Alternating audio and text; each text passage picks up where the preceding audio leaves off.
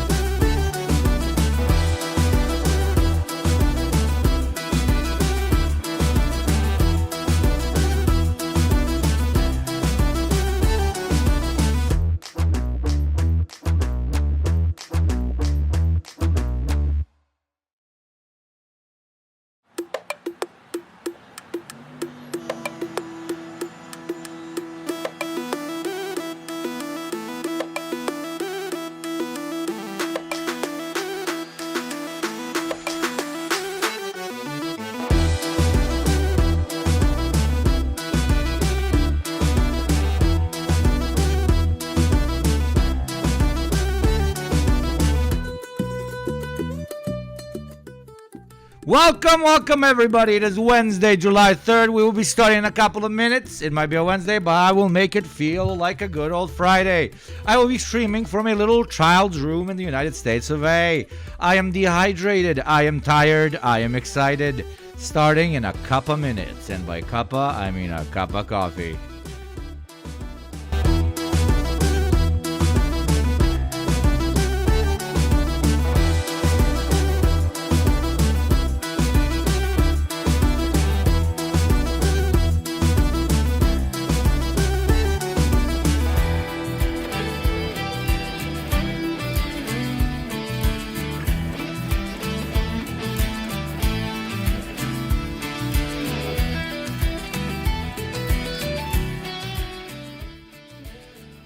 Thank you very much to Kiki Marie Henry for the sub for 5 months. Holy fucking shit. It's been a while. Welcome back, my beautiful child soldier. Starting in a minute.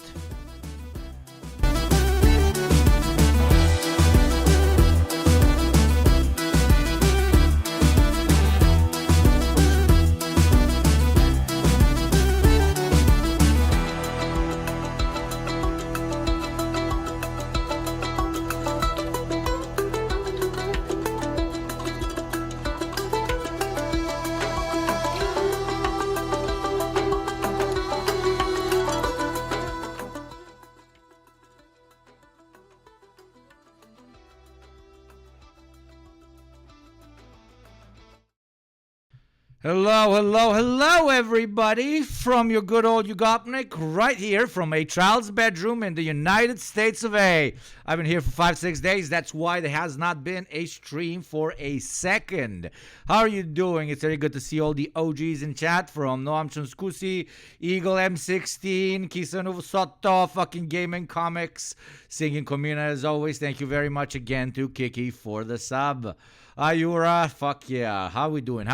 Yes, I am streaming from a child's bedroom in a good old New Jersey, baby. Only 10, I think it's 20-ish miles away from Tony Soprano's house, which is absolutely wild. I am still jet lagged, even though I arrived quite a few days ago.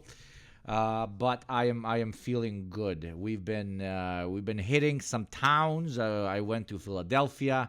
I went to New York. I checked out some shit around New Jersey.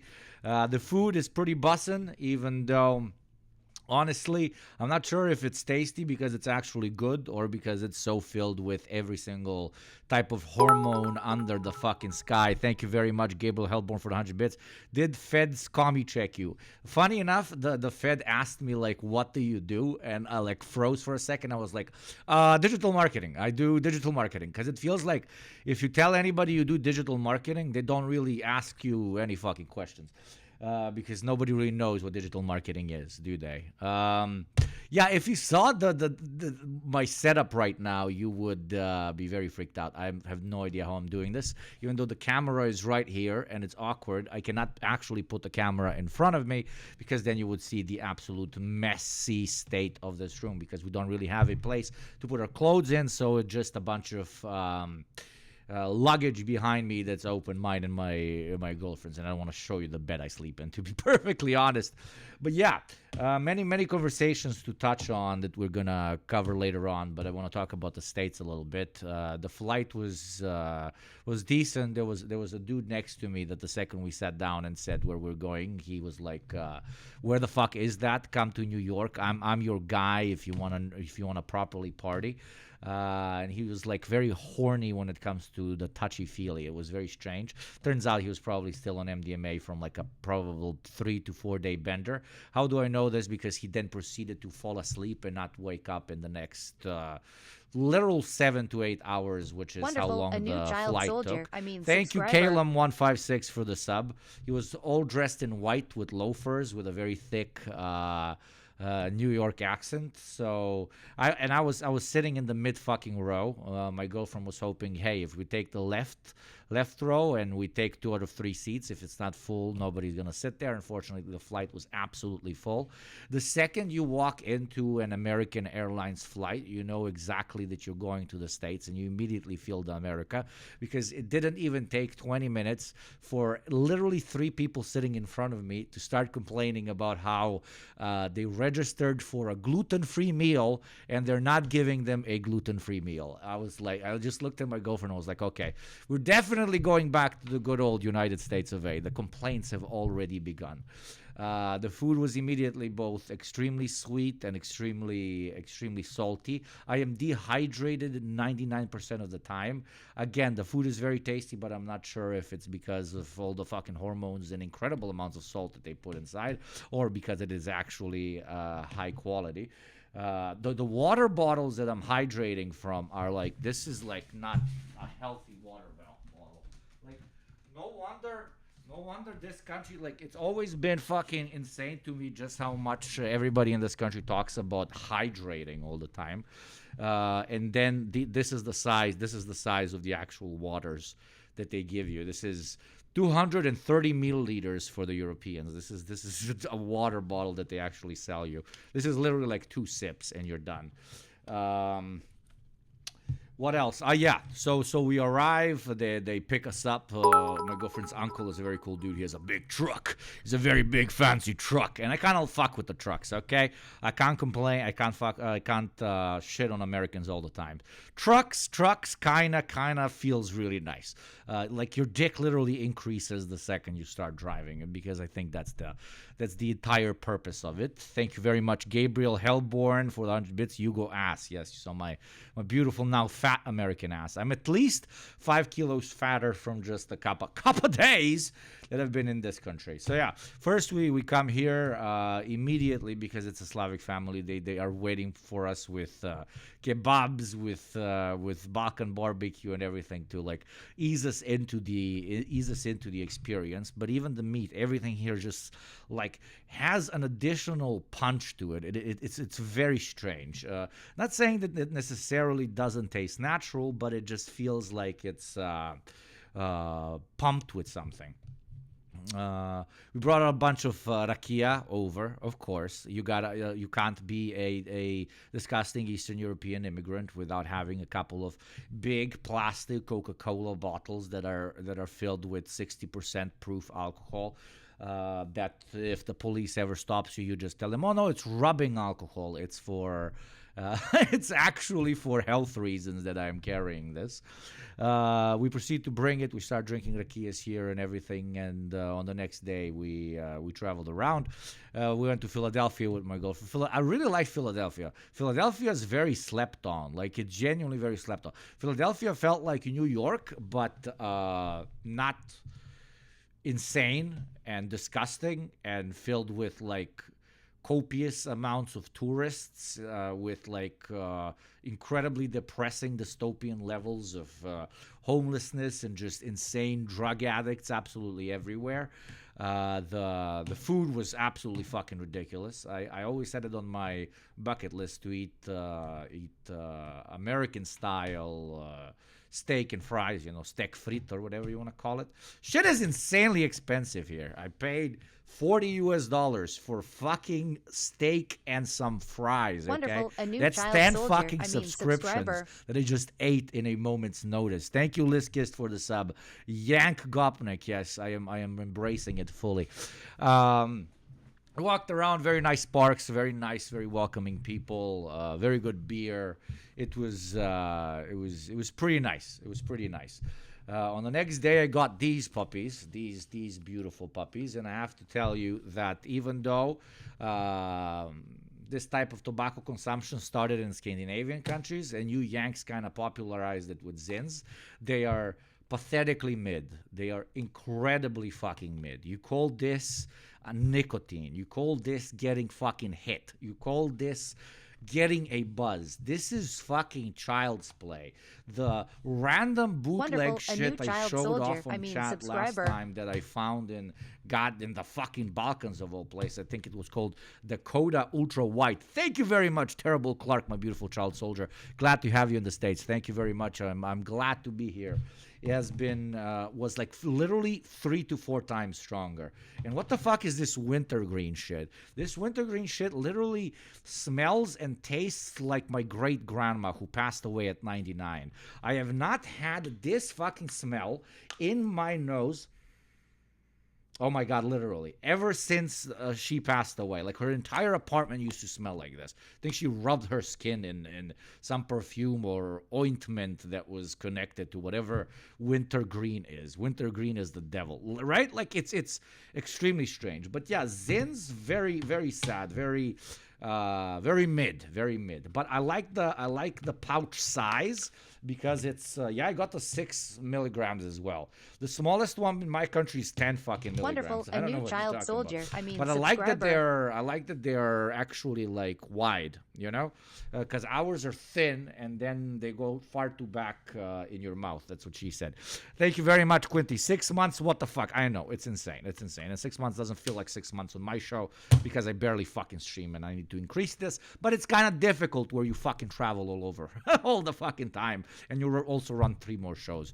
Why take a Zin when you can smoke good old American crack, Hugo? Yeah, that's the point. Because I've seen a lot of fucking crackheads absolutely everywhere. Like, it's one thing for you guys who are not from the States to hear about the opioid epidemic in this country. It's a completely different thing to quite literally not even walk through it, but walk over it. In New York, like, you have to like not. It's no longer hey, potholes are a potential problem. I can fall over, or hey, there's a guy trying to sell me something at all times. No, they're just unfortunate human souls completely lost to whatever opiate of choice or lack of choice, we should say. Uh, Literally on every single street. Sometimes they're squatted up like 10, 15 dudes. Sometimes it's just one dude like rubbing his dick or his ass crack and walking around shouting at people. Probably not even trying to provoke you. He's just like in his own little dimension. But yeah, very, very, very dystopian, especially when you look at all these incredible, massive fucking buildings, statues to capitalism, etc., to human achievement. Even it doesn't have to be capitalism, but then it's very undermined by your direct access to the most disenfranchised people in the country. It's very unnerving.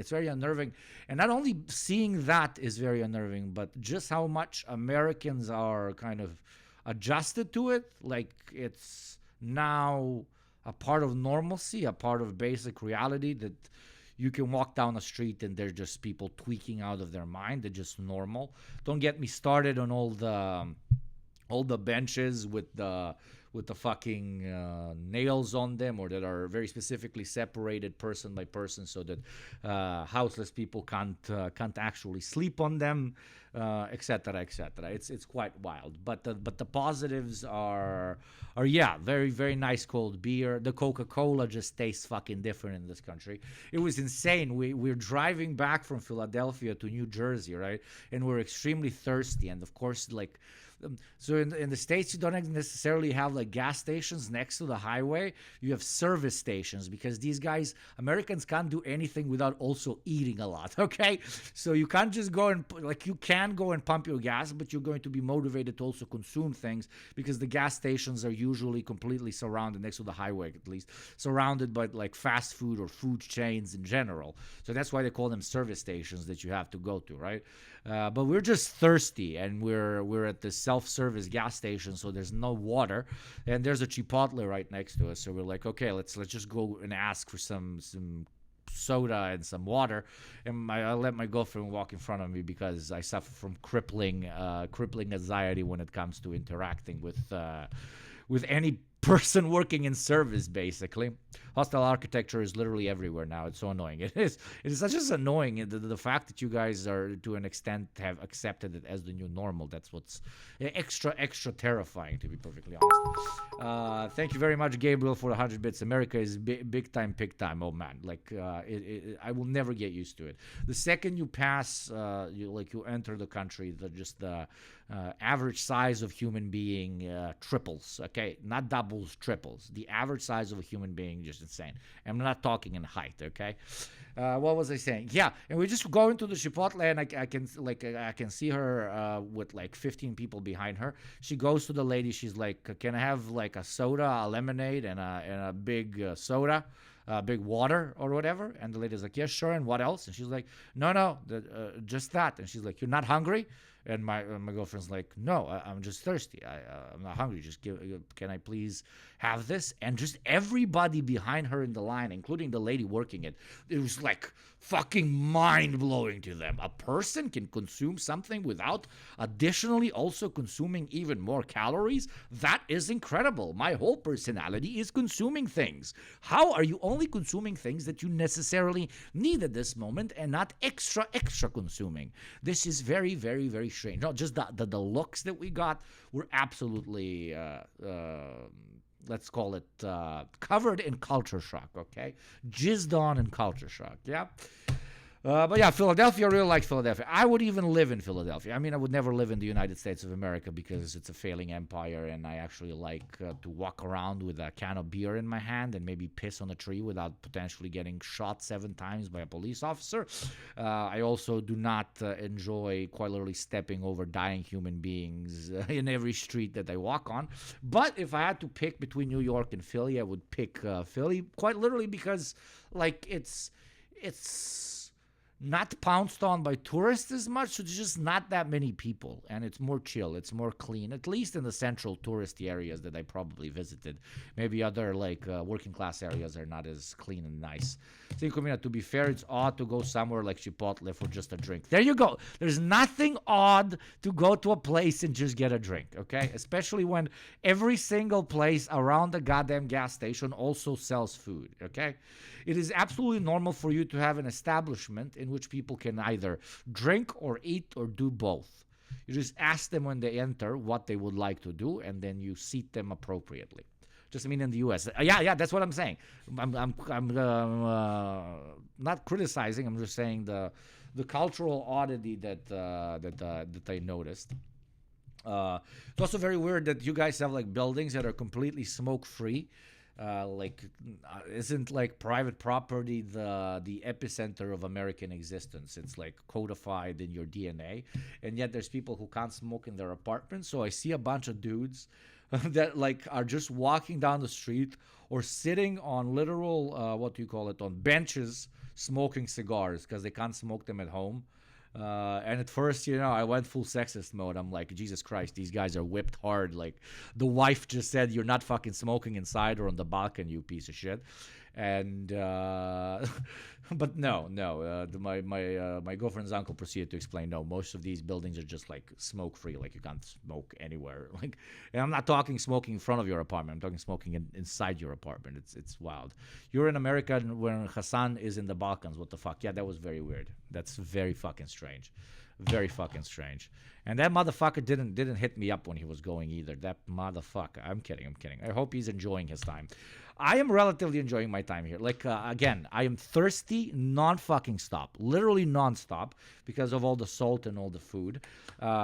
I am tired of paying $20 fucking for a cocktail in New York. Yesterday I ordered a cocktail that's 20 fucking bucks and I drink it, and obviously there's almost no alcohol in it. And then I asked the guy, can I just get a double vodka? And he's like, with what? And I'm like, just a double vodka with ice, sure. Give me a Kettle One or whatever. And he's like, this happened to me before in Miami. I knew exactly what's gonna happen. The guy literally went like, oh wait, let me check in the system if we have it as a code, if they even have it as an option to serve. Which is okay. Thank you for not having something for people that just want to consume fucking regular ethanol without 7 kilograms of sugar. Right? Let me just put this on 1 second.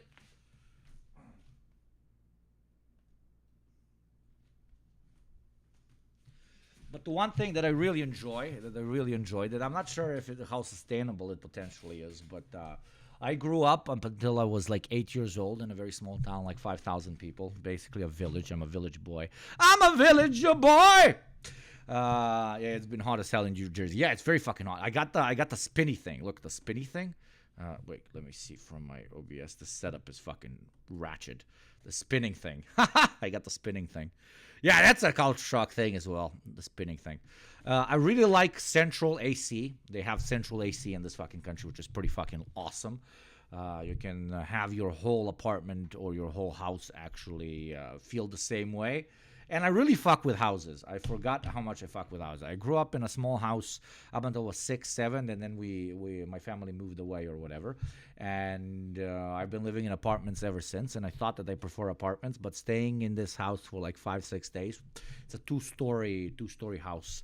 It has a living room in the bottom, and it has like I think 3 or 4 bedrooms on the second floor. But not necessarily because of that. I really fuck with it because of the garden. Like, you get to have a garden. You get to like just chill outside for a couple of hours every day, which is really nice. A balcony can get close to it, especially if it has a nice view, but compared to a proper garden, it's absolutely nothing.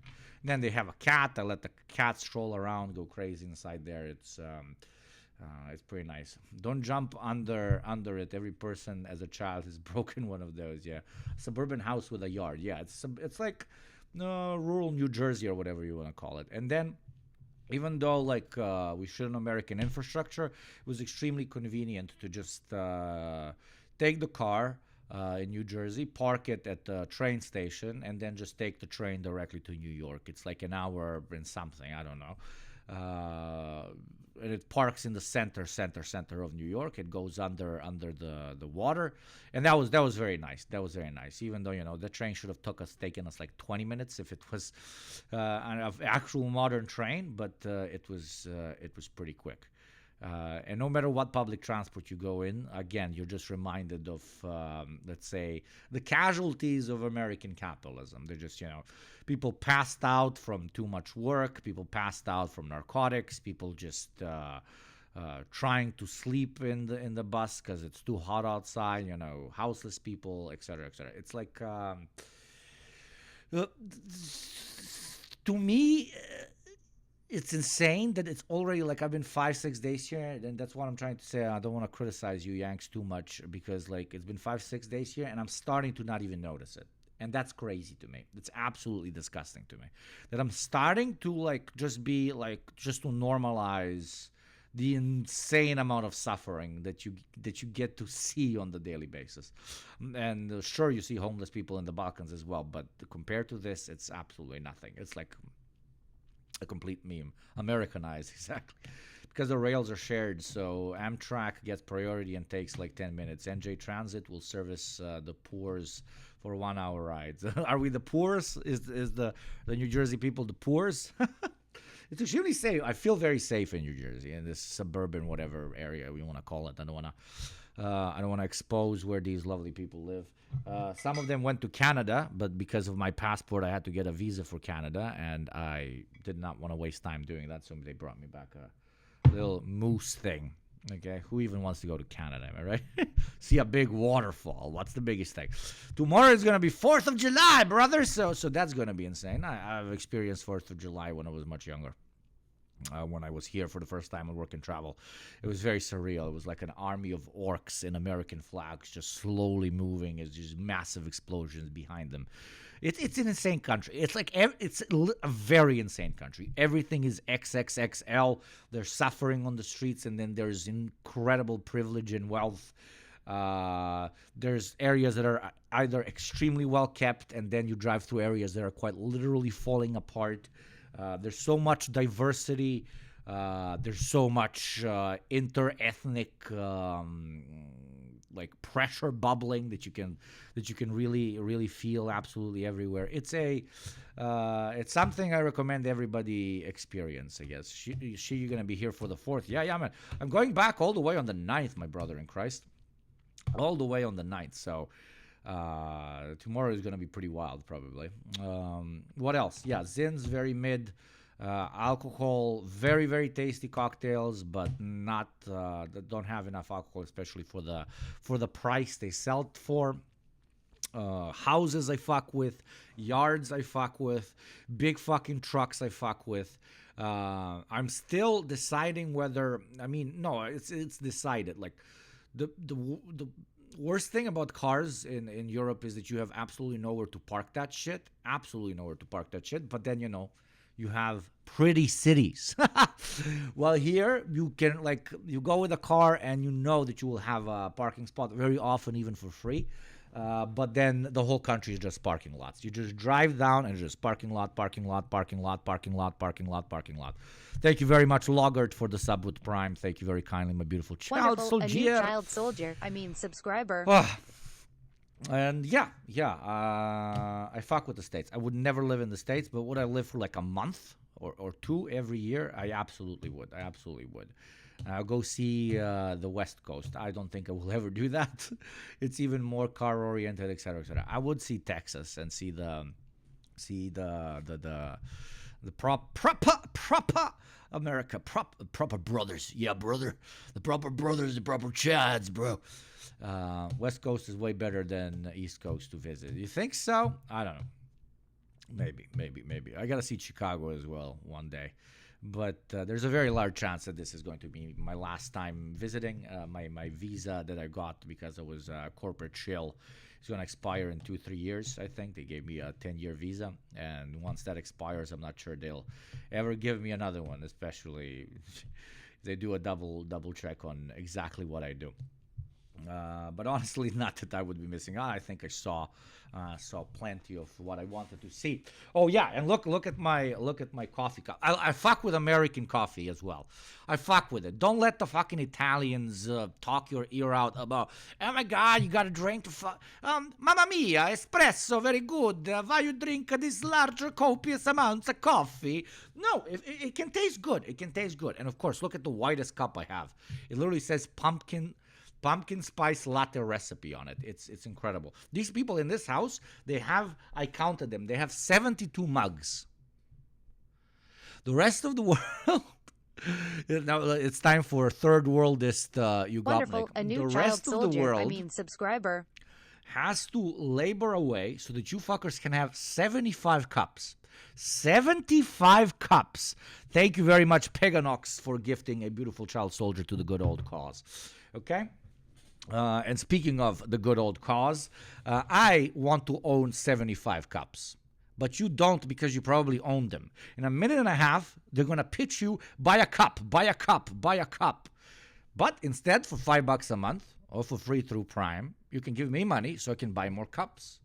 because the beautiful state of Israel, for all gooners of the entire world, need many cups to goon in, okay? So, the ad will play in 1 minute. The choice is yours.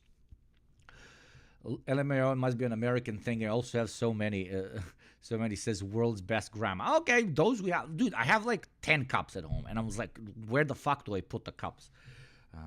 75, I think, is really, really pushing it. There you go. I fucking basically finished the Zin. It didn't even give me a hit. Holy shit, bro. Cup so big, all crimes of Israel could fit in here. Exactly. Okay, so that's a little catch up on a little ketchup. Yeah, and they put ketchup on everything. It's pretty wild. They have like a mayonnaise mug that's like this big, this large, and I've been eating a lot of mayo. Let me just tell you that. One positive, like from my previous American experiences, I remember everything basically being a chain.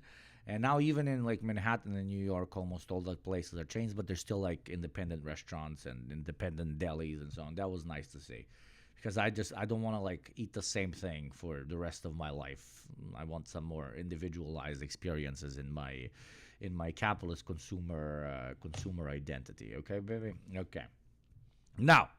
Now let us move into what we're actually going to be talking about today, and I think a great start can be this video that came out 11 days ago, which is USA Explained. So let me see if my personal experiences co-align with that of Geopold. Okay, let me see if they co-align with this British monstrosity. Okay. The only time I will proudly stand up and defend my American brothers and sisters and enemies is if a Brit attacks them. So let us put on our cowboy hat and defend the American way of life against Britons, who we have who Americans have saved themselves from many years ago. You know those fun, wholesome, harmless steel devices? Obviously I'm talking about cars, which you can use to travel from one state to another, of which there are 50 spanning 6 time zones, 4 million miles of road, and 200,000 fast food restaurants. Well, today we're going to be going through those states one by one and ranking them all on this beautiful tier list. Little disclaimer, this video... Don't even get me started on that. It's just cars. Everything is They have like 20 lanes, fucking highways connecting absolutely everything. You can't go to like I don't know, fucking Boston, New York, Philadelphia style shit. You have to take a vehicle absolutely everywhere. And the way my girlfriend's uncle, who's also an immigrant, said, like, dude, you don't see people on the street, but imagine, like, in Europe, you see people walking, right? Imagine if every car was somebody walking, because if they need to go, like, 150 meters to pick something up, they just go in their car. So then just the insane amount of cars you see on a daily basis starts making more sense, because these are just people that are out and about. But... can we have walkable cities, please? Pulisa, please. Thank you. It's going to be in 2 parts because I want to make sure I actually talk about every state and not rush any essential analysis. Oh, Yugopnik, change the screen. Oh, Jesus fucking Christ. Thank you. Holy shit. The setup. I do not have my elite setup. I do not have my elite Balkan setup. Okay. And I'm literally in a child's room. Look, that there's a headset right here. There's wait, just to prove that I'm in a child's room. Wait, there's a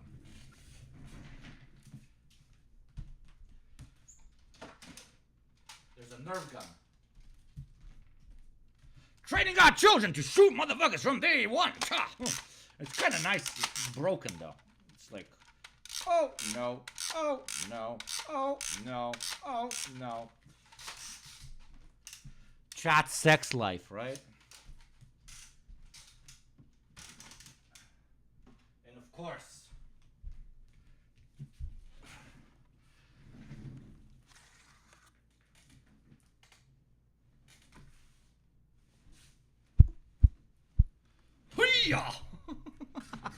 of course, there's a little toy katana, man. Of course, a little toy katana. I will really rely on you mods to adjust the titles, because with this setup, I can't really do that. Okay. America, the land of freedom, fast food, highways, oil, eagles, and you know those fun, wholesome, harmless steel devices. Obviously, I'm talking about cars, which you can use to travel from one state to another, of which there are 50 spanning 6 time zones, 4 million miles of road, and 200,000 fast food restaurants. Well, today we're going to be going through those states one by one and ranking them all on this beautiful tier list. Little disclaimer, this video While you were studying communism, Hugo studied the blade. Hossa! Okay, sorry. Staying in a child's room for quite a few days has actually been extremely fun because it's unlocked my my inner child. I've been literally playing with toys. He does it like he has an actual working Nerf gun. The things I would have done as a child to get an actually working Nerf gun. Actually fun, very fun. It was going to be in 2 parts because I want to make sure. Slay Baby Yoda. That would be. Subscribe! Subscribe or Baby Yoda gets it! Subscribe or Baby Yoda gets it! Do you want Baby Yoda to live? You must subscribe.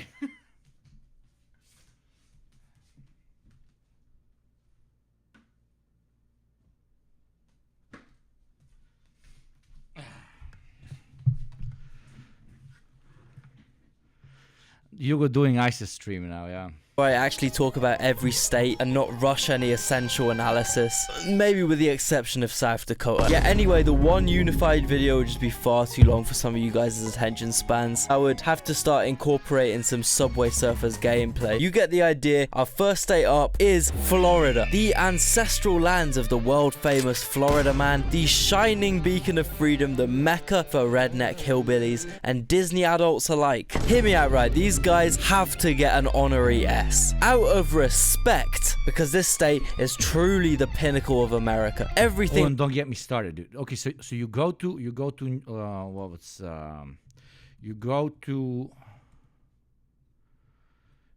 New York and everybody is dressed like this, okay? Okay, you go to New York and everybody except the tourists is literally dressed like this. You go anywhere outside of New York,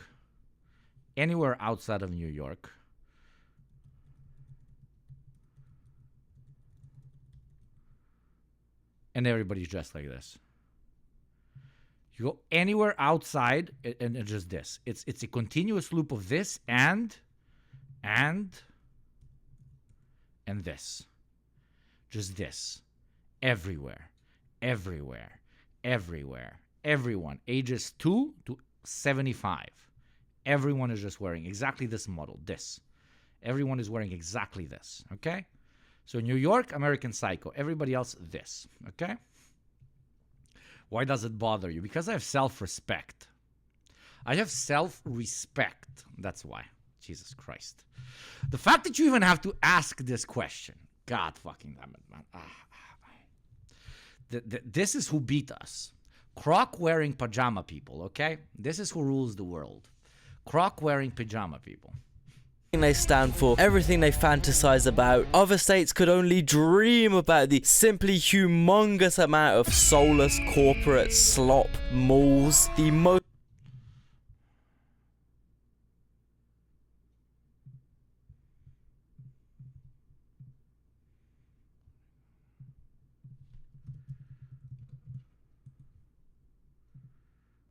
Remember when they made a movie about how, like, haha, funny people from future, haha, and then you go to the States and you're like, oh yeah, we're already there. Outfit-wise, at least. Most gigantic, colossal, nauseating suburbs this world has ever seen. It's just malls and parking lots and massive highways connecting you to your every dream of consuming things. A lack of any minorly usable public transport. The fucking highway systems, oh my god, it's enough to make President Truman ascend into the clouds. Just look. It is impossible to live in this country. Yeah, without cars, but that's a cliche. It is impossible to live in this country without GPS, okay? If you do not have Google Maps, Apple Maps, Waze, whatever fucking maps to your mother's house, impossible to live here. absolutely impossible to live here. Getting from New Jersey to Philadelphia was like take turn here, then take turn here, then take 7 turns here, and then 11 turns here, and then 12 turns to the left. And then actually you need to drive in the opposite direction, and then take a turn, not for the trucks, not for the dollies. No, the path to the left of the path to the right above the path to the 7th exit on the 700 entranceway, right through this gate. It's impossible to drive without GPS here. Look at this shit. That's a 2-hour drive, bro. Only in Florida. That's right, we only use boats to suspiciously traffic that one specific sugary, energizing, addicting substance into Miami. Hell yeah. I'm talking about Coca-Cola. Obviously, I'm talking about Coca-Cola. I mean, almost 70% of Florida residents drink Coca-Cola daily. What the Nah, these guys have to get an S. It's unnegotiable. Next up, Georgia. Man, what can I say? King Carly, UFC, Stalin, Skibbity Toilet. These guys are seriously producing some of the best contributions to our world today. Wait, hold up. The Skibbity song comes from Bulgaria, though, okay? Oh, no. Yeah, this state is just mid, honestly. They got one of the world's worst managed urban sprawls. But I heard Atlanta has the best strip clubs, though. I'm gonna bump them up because of this sheer megalith of music to come out of this state. There's a lot of strip clubs. There's a lot of strip clubs. Like a lot of strip clubs. Anyone from Ray Charles to Gucci Mane, I'm almost certain your favorite music legitimately wouldn't exist without the influence of this one ugly American city. Also, peaches. You know a state's gonna be amazing when their entire pride is based around one fruit that they're okay at growing. Babe, how that peach cobbler tasting? It's alright. He loves that peachka juice. I love myself some peachka juice, bro. I had better at the school cafeteria. They can get a medium C out of respect. Man, South Carolina is just like Georgia, but without any of the redeeming qualities that Georgia. Like, if you ever travel to the Balkans, immediately go to the first Balkan person and ask them if you can eat their peachka.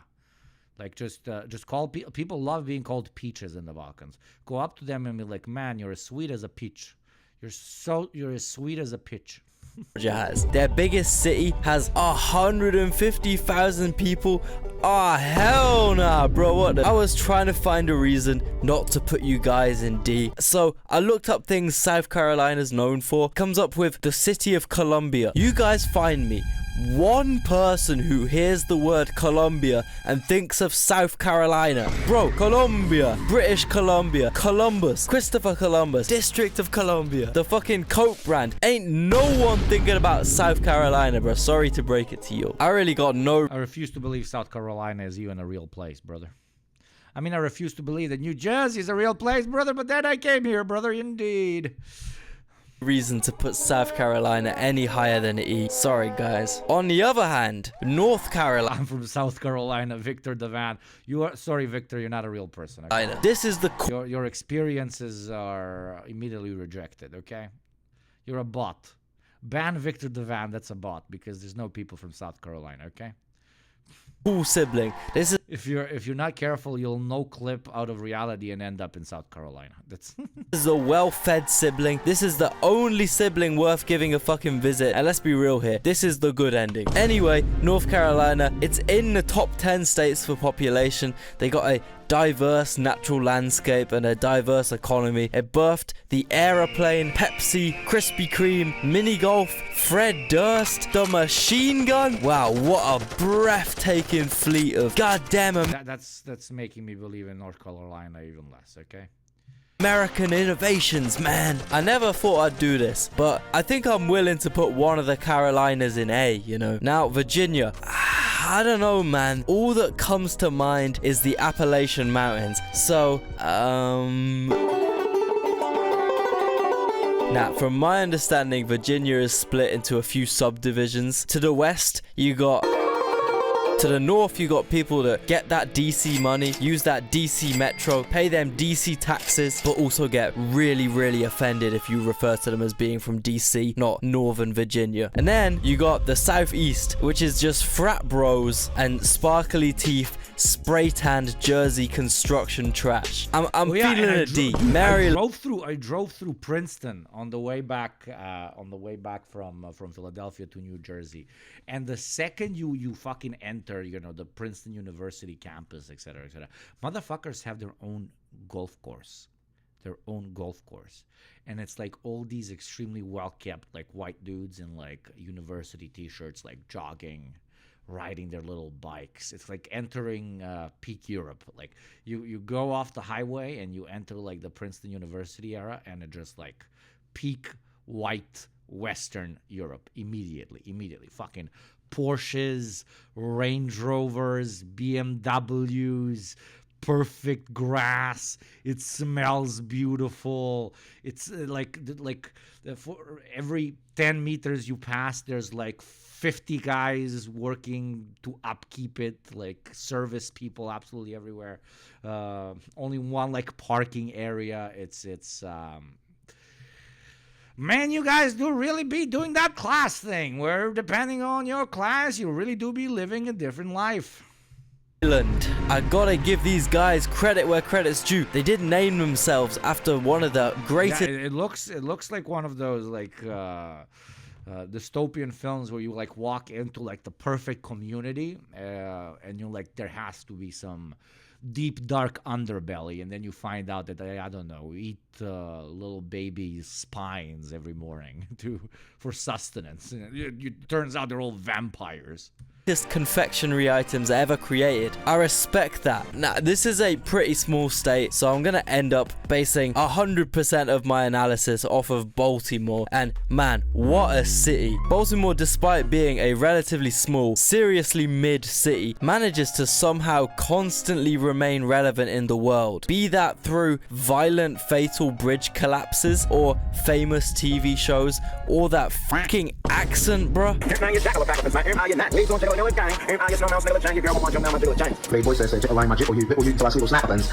went to New Jersey not to New Jersey, to Baltimore like 10 years ago. I liked it. I was wearing a snapback, and everybody on the street was like, "Yo, boy, nice snapback." I was like, "Okay, nice hat." That was very weird. It was very weird. I think I walked into the wrong neighborhoods. Okay. Plus, I gotta give them some points for being one of the few American. I was 18, okay? I was an 18 Bakan white boy. I think I was wearing the wrong fucking color on my fucking hat, okay? States with a half decent flag. But that being said, I think you guys are being hella greedy, right? Give this bit of land to West Virginia, man. God knows they need it. For now, I'm gonna give them an E, but I was basically getting a constant, what are those? But for my hat, okay? You know, I might bump it up depending on how many It was the last time I ever wore a snapback. Thank God snapbacks are no longer in. Now it's baseball caps, and I'm a baseball cap boy. I always have been, brother. Okay? That I no longer feel like I'm stealing from black culture, because baseball caps, dude, they were a staple of Slavic culture even in the medieval times, okay? Medieval Slavic knight attacking another Slavic knight wearing a baseball cap. You heard it here first, folks. Baltimoreans I get in the comments. Now, Delaware. Hey, I got nothing bad to say about Delaware, yo. Please, someone hook me up with that Delaware tax status, man. Yo, I'ma represent you guys. I just want that. Now, really though, the only thing Delaware has going for it is its tax status and its OG status. And I mean real OG status. For my Brits, imagine the Guernsey of America. For my Europeans, imagine... Delaware is America literally saying, why do they have to go to the islands to hide money? Let's have a state so that they can hide their money inside of the United States. Win! Dinero! The Monaco of America. Speaking of dinero, in exactly 2 minutes, they will try to tell you, yo, rich people are saving their money by opening their businesses in Delaware. You do not get to do that, so why not spend that money and buy things? Well, you can get away from that. Just Twitch's Delaware that saves you from, instead of taxes, ads, is called subscribing to channels for $5 a month or for free through Prime. So if you want to become a proud child soldier, save the life of that disgusting yellow baby over there, for only $5 a month for free through Prime, please do consider supporting the show or donating to somebody less privileged than you. The Delaware of Twitch, Yugopnik subscriptions. save some money. You get the deal. There's a lot of Delawareans with this fit and this type of humor. Yugopnik corporate bribery dropped. Ad plays in 1 minute.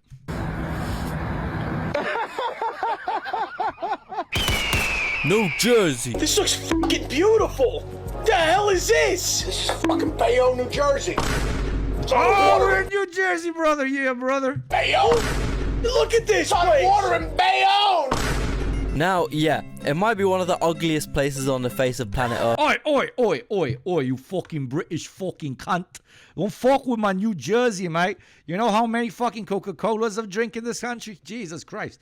I am about to leave like 90% of my goddamn nerve cells in here, brother. Okay? You know how much fucking growth hormones I have consumed in the last 5 days that I've been here, my brother?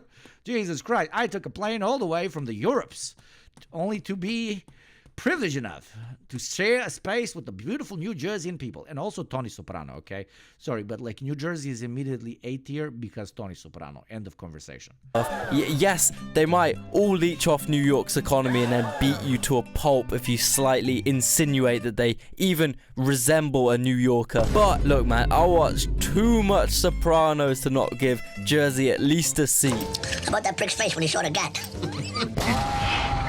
This show has had so much of an impact on... No, but like New Jersey guys kind of got it figured out. They don't have to deal with the absolute unhinged insanity of a collapsing society, which is New York. But they get to be close to, well, the economic center, which is New York. So they enjoy relative safety. Yes, it's extremely vanilla. It's extremely boring. But it's also much cheaper.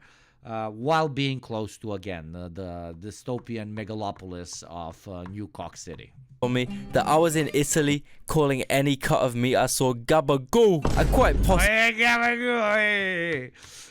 possibly unknowingly created a few lifelong nemesises with that. But whatever. New Jersey is getting a high D or Wonderful. There A you- new child soldier. I mean subscriber. Thank you, Ora, my beautiful child soldier. Welcome to the beautiful crowd of Gunner State, Israel. New Jersey is Indian hub. Oh, I haven't seen a single Indian here, funny enough. Haven't seen a single Indian. low C. I don't care. One thing I do care about though is how Italians view me. So I'm not gonna lie, the gabagool situation did embarrass me a little bit. If you wanna travel or meet people, I've had prosciutto here, and it's actually very good. The prosciutto here is absolutely fucking excellent. with interesting other cultures and you don't want them to hate you like they hated me, you should definitely consider learning the language. That's where italki comes in. Using this online language learning platform, you can take personalized one-on-one lessons with native speaking teachers anytime, anywhere. Because it's just you and the Acting like teacher, Italian you will meats really aren't focus the on best your... is foolish. It is. It's like shit is good. Shit is good. Shit is good. Had some great sandwiches, and I don't know what it is about fucking bagels. I mean, it's bread with a hole in it, okay? But sandwiches with bagels be bussin'. They be bussin' really hard. But then again, I know exactly why something just being the same as another thing, but having a hole, an extra hole. I know a lot about that, making it much better than the version without that extra hole. That was me being misogynist and giving a weird compliment to women. Yes, thank you.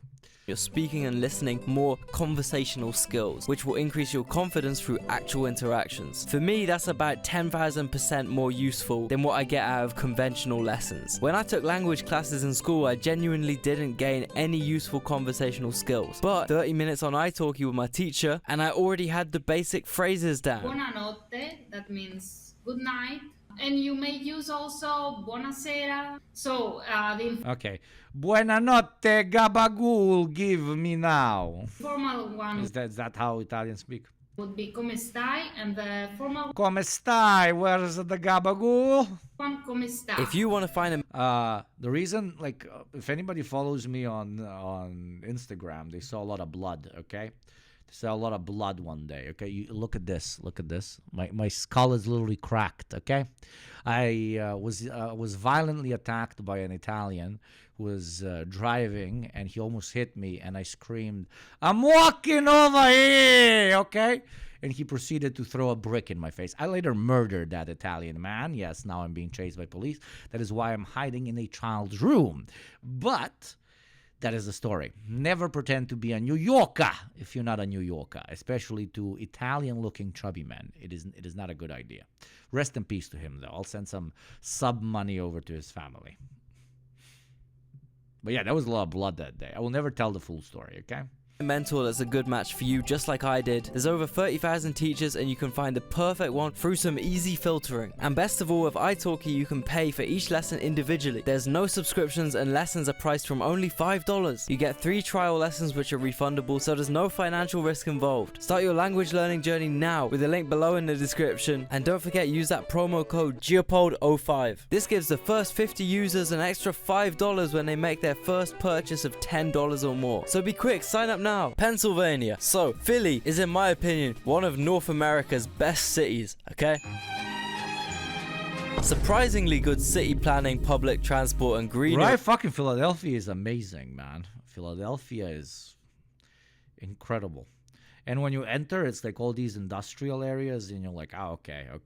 But the weird part was, like, you're driving into Philadelphia, and it's all billboards of lawyers. They're like, you are injured, call 77555. You have broken your leg, call 7999. Your skull is open and you can see your brain, well, call an injury lawyer now. Just like billboards for injury lawyers. What the fuck is that about? Genuinely, what, like, do like people work in factories that get injured and want to get like money out of it, which I guess based, you know, your boss is already exploiting you, but yeah. For an American city, maybe because it was founded, designed, and built by Europeans. Either way, this city is home to Frank, okay? Also, Philly cheesesteak, or also this guy. What you doing, dickhead? Dickhead? Yeah. Yeah. Yo! So look, if we're basing Pennsylvania's rating off Philly alone, we could be looking at S. But unfortunately, I gotta take into account my theory is, because Pennsylvania is so unnecessarily big, they got 20 million fucking people. Basically, they just exist as their own thing, and therefore develop their own deep south, and it's west of the state, which is fucking off the rails, bro. It's straight up a stronghold of redneckness, a slice of Alabama in the north of the US, where you can find moonshine flowing, guns toting, money owing, corn growing, patriotism showing, truck towing, lawn mowing, dinghy rowing, church. Yeah, wait, for my fight with wait, can I open it from here? Let's see. Instagram, view archive. This is for the last few days, okay? So the last few days. This was still in London. This was disgusting, mate. This was disgusting. English airport. look where the steak starts. They cut the tomato slice in half and put it in. It's just bread up until middle. Absolutely fucking incredible. One of the worst shit I've ever tried.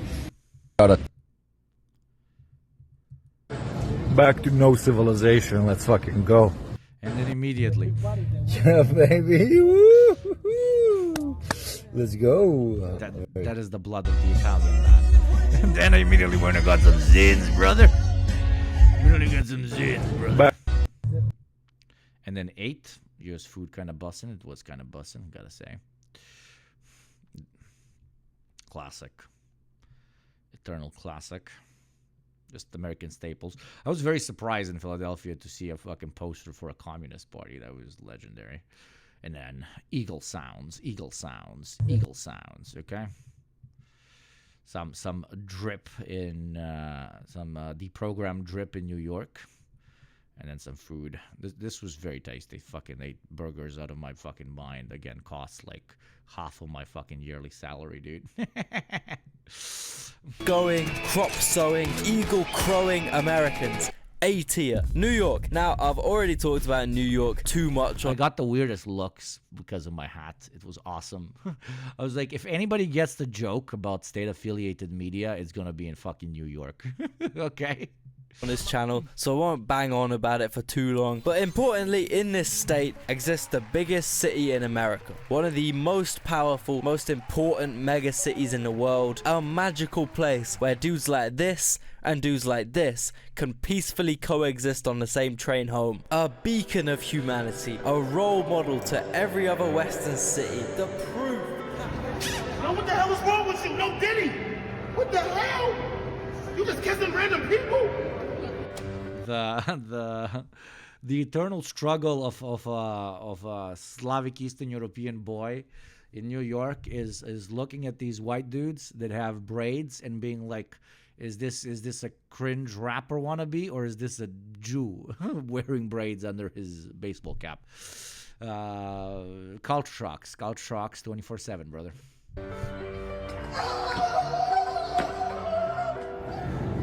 You ain't paying your fare! I walked in that jail for the first time. You know what I smelled? I smelled butt ass. Butt ass. You got that Niko Bellic experience. Niko Bellic in the house, brother. Who do you think they base Niko Bellic off of, man? Yeah, brother. It was so bad. I mean, dude, in New Jersey, they got some radioactive shit in their fucking ground, okay? The ground in New York is radioactive. They like, not because they exploded nukes or whatever, but it's got some shit that's New Jersey people, please tell me. They got some radioactive shit. So if you want to have a basement in New Jersey, you got to install like a special fucking air system that's going to be pushing out the radioactivity. That's what like my girlfriend's uncle told me. This is absolutely radon. Like, that is God himself climbing down and saying, you should not have civilization here. You should not live here, okay? You should not live here. God is like screaming it at you. But Americans are like, nah. Radioactivity in my house? Let's fucking go. And that's kind of based, okay? That's kind of based. Eagle sounds in the background. That is kind of based.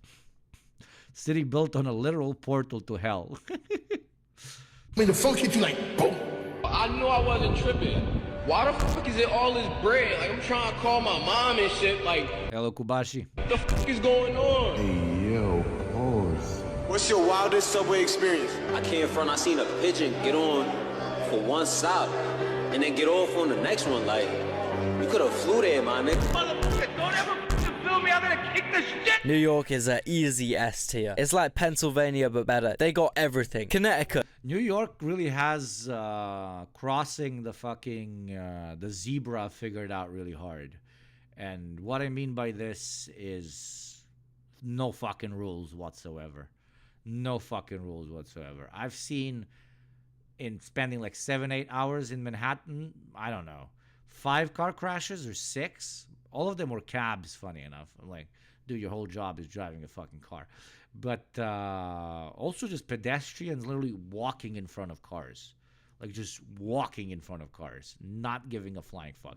Very Giga Chad behavior, okay? Very Giga Chad behavior. My pretty uninformed opinion of this state is that it's basically one big suburb of New York City. Almost 100% residential detached family homes. Yes, they might have some of the most prestigious colleges in the world, but overall, it's generally like under-seasoned New York. It's like Timu, New York. For example, the famous staple pizza in Connecticut is essentially New York style pizza, but without the cheese. Bro, that's like selling me a car with no wheels. That's like a house with no roof. I know you guys are kind of meant to be the cleverest Americans, but yo, taking cheese off pizza is seriously one of the lowest IQ moves a human could make. If this is the kind of thing they're proud of inventing, Connecticut's getting a low score, man. They can get a low C. Right, next up, Rhode Island. Firstly, ain't no fucking reason for this state to exist, bro. Rhode Island is like Delaware if they had tweakers instead of millionaires. It's like Delaware if the Biden family was only Hunter Biden.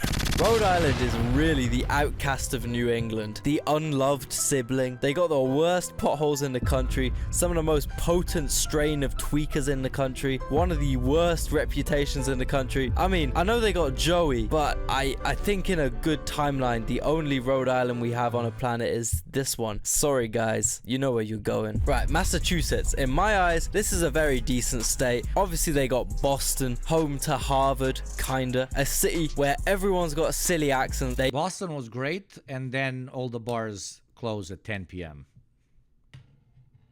What the fuck badly written dystopian world is that? Boston, everybody's like fucking hyper masculine. Yeah, man, we're fucking proud chuds, like big city chuds. And then you can't even get a beer after 10 p.m. Go fuck yourself. They eat lots of lobster. I've heard people are quite friendly in the same way. There you get let's go, baby. Thank you very much, my beautiful child soldier. Welcome back, welcome back. Northerners in the UK are friendly, which is that they're also very mean, but they're also like friendly. It's hard to explain. Once again, like with Philly and New York, Boston was actually built by people that have some regard for cities being pretty and green and efficient and walkable and nice. But for some reason, everyone from other East Coast states seems to fucking hate Boston. I don't know why, but it's like they all for once come together in a unified alliance. It feels like Europe, etc., etc. But that, again, to repeat, like Philadelphia is really slept on. Like it's basically like Boston, but just less tourists and less like fucking high university students. I don't know. I really fuck with Philly. Like I really like Philly. To just shit on Massachusetts. Bacon, egg, and cheese in Boston. What the what are we doing here? Hey, look at the egg. A square slice of SpongeBob's ass. Like Boston versus Philadelphia. Boston is built like by lazy Irish people, and Philadelphia is built by hardworking Irish people. That's what it feels like is the difference, main difference. On an everything bagel with prosthetic bacon is what I'm looking at for fucking $7.50. Fucking $8 for this shit. $8 for this shit. For this fucking nightmare. I guess a big negative about this state is the winters, but overall Boston seems kind of like a Leeds or Manchester American equivalent. Pretty decent, but fucking cold. I do, however, have a sweet spot for that northern charm. I think it's the Swedish blood in me, so I'm gonna give you guys a strong B. Alright, now we're on to this top northern corner, and I don't know if this is controversial to say. Can we just consolidate this into one state? In a country where Texas and my darkling and New Orleans was built partially by chill Irish people that were cooler with other cultures than average at the time. Yeah, probably. Yeah. I would visit New Orleans for the food, especially. I hear it's fucking good. I hear the food is fucking good, brother. I hear it's fucking good. California exists. There ain't no reason why New Hampshire and Vermont aren't at least smushed together. Anyway, I'm gonna go through these pretty quickly, as the probability that someone from Maine is watching this right now is like 1 in 5,000. However, Maine is definitely the coolest out of these, alright? They got spooky evil creatures and shit. They got serious lobster related economic prosperity. They got a fucking desert. They got hillbilly. Stephen King basically put it on the map. For some reason, he wakes up and he's like, I'm gonna write a fucking demon ghost story, and it's gonna be based in Maine. And most he is from Maine. Okay, yeah. Importantly, that explains a lot. We love Stephen King in here, especially his support for Ukrainian like Nazi leader Bandera. Stephen King be like, demons in fiction, very bad. Demons in real life, very good. I support. My Scandinavian ancestors were out there way before, like 500 years before Columbus. Maine is getting a B. Maine graphics A+, gameplay F. Hey, I like a good freaky evil spot. Maine is just racist old people.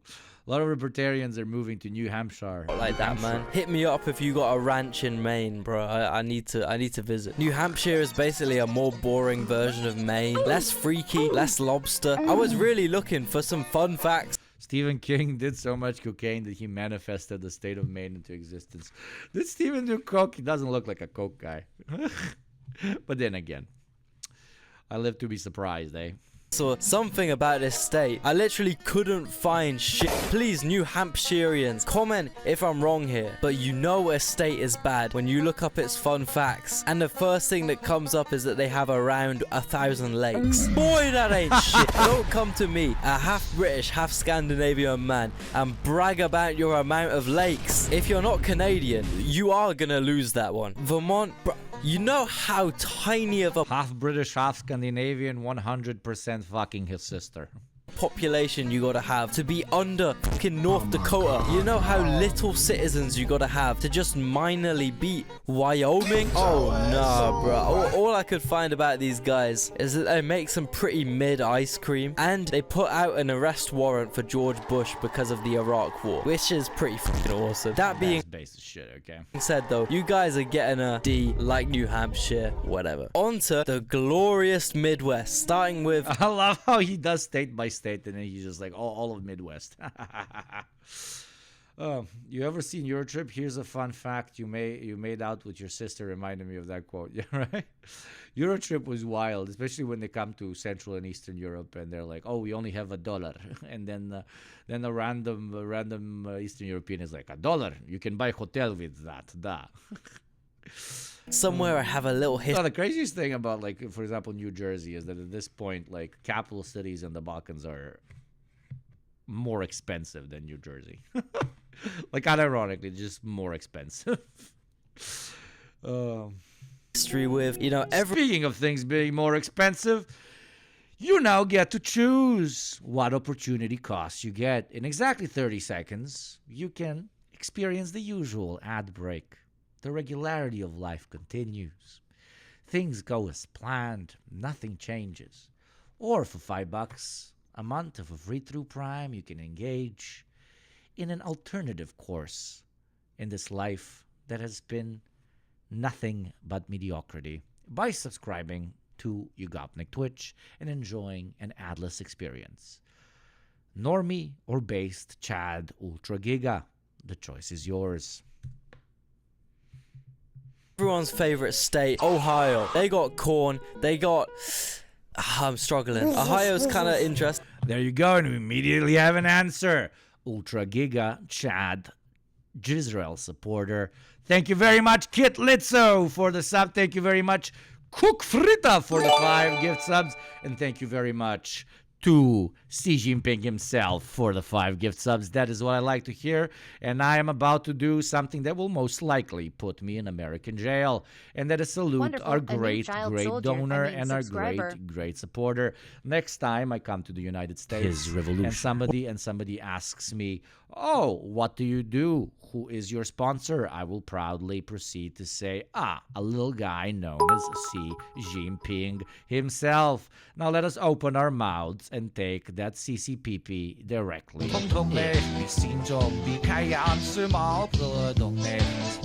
you very much, Anonymous Gift Server. Thank you very much, Kipawa, for the sub. Thank you very much, Kid Lizard, for the 10 bits. And thank you, Ocean Man, for the sub with Prime. Giga Mega Chad enters chat, ads exit chat. Only the most cucked of cucks watch ads and consume things.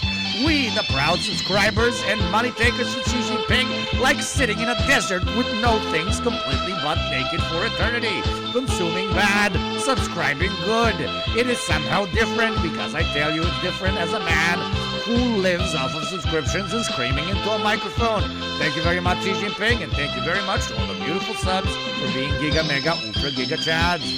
Thank you very much. The Gunner State of Israel has gotten a new member. If you've received a sub from anybody who's gifted it to you, please do kindly say thank you. Also, Hype Train is close, and as we always say here, if the Hype Train gets big and thick enough, which is Hype Train level 5, then it will lift itself up in the sky, twirl 350 times, and then proceed to land on Netanyahu's house. Choice is yours. Do you want a big subscription train to follow Netanyahu's house or not? You get to decide. Thank you very much, Denogra, for helping this great Israeli cause of destroying Netanyahu's house with your subscription as well. because on one hand, they got the most dilapidated urban wastelands. On the other hand, they have these crazy rural Amish communities that are like America's version of the Sentinel Island uncontacted tribe. Yeah, if like the FBI is listening to Americans, it just heard, please, I want that big CCPP in my mouth. I believe they stopped listening. Now I can tell you. My plan here in the United States of America is to detonate a large missile that I've currently planted underneath the... I'm kidding. Jesus Christ. It's joke. True.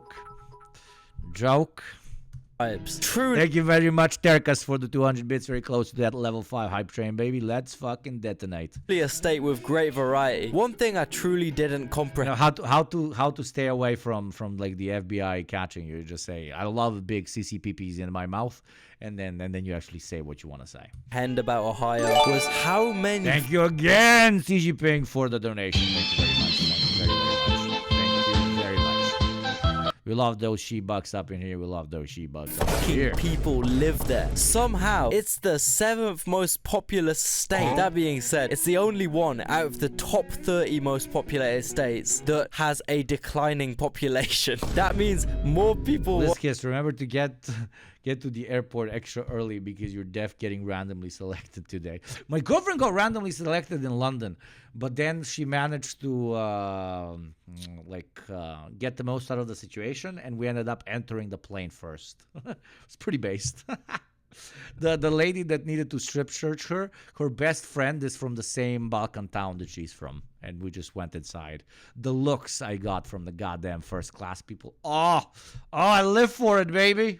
Want to move to Alabama than Ohio, bro. And for that reason, we could see Ohio lose its top 10 status in the future, which isn't surprising, seeing as it's apparently pretty common. Oh my God! Thank you, Noam Shuskusi, for the 5 gift subs, which means that we have entered level 5, and on level 5, the train is thick, throbbing, and fast. It slowly rises into the sky.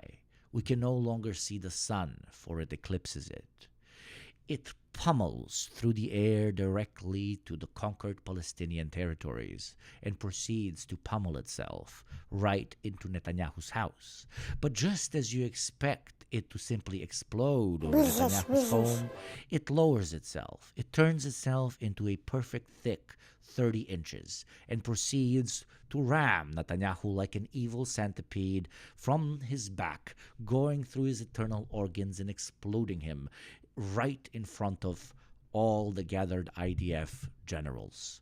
Today, the great Yugopnik chat has succeeded in taking the fictional, Minecraft life of Netanyahu himself. And immediately afterwards, Dr. Sleepy Fist was that is not enough with 5 gift subs. And he summoned 2 extra giant Twitch trains, which proceeded to pummel every minister's home from here to where the sun never sets. Thank you very much for your service. Is this Netanyahu? Absolutely. Kino. Cinema. Never allow me. Thank you very much again, Dr. Sleepyfist. If anybody got a gift sub from any of these beautiful people, please thank them. And thank you very much for me. This is what allows the show to run. Let's hit that fucking 1,000 already. God fucking damn it. Even though that's completely my fault. If I actually streamed more often, we would be at 2,000 now. But no.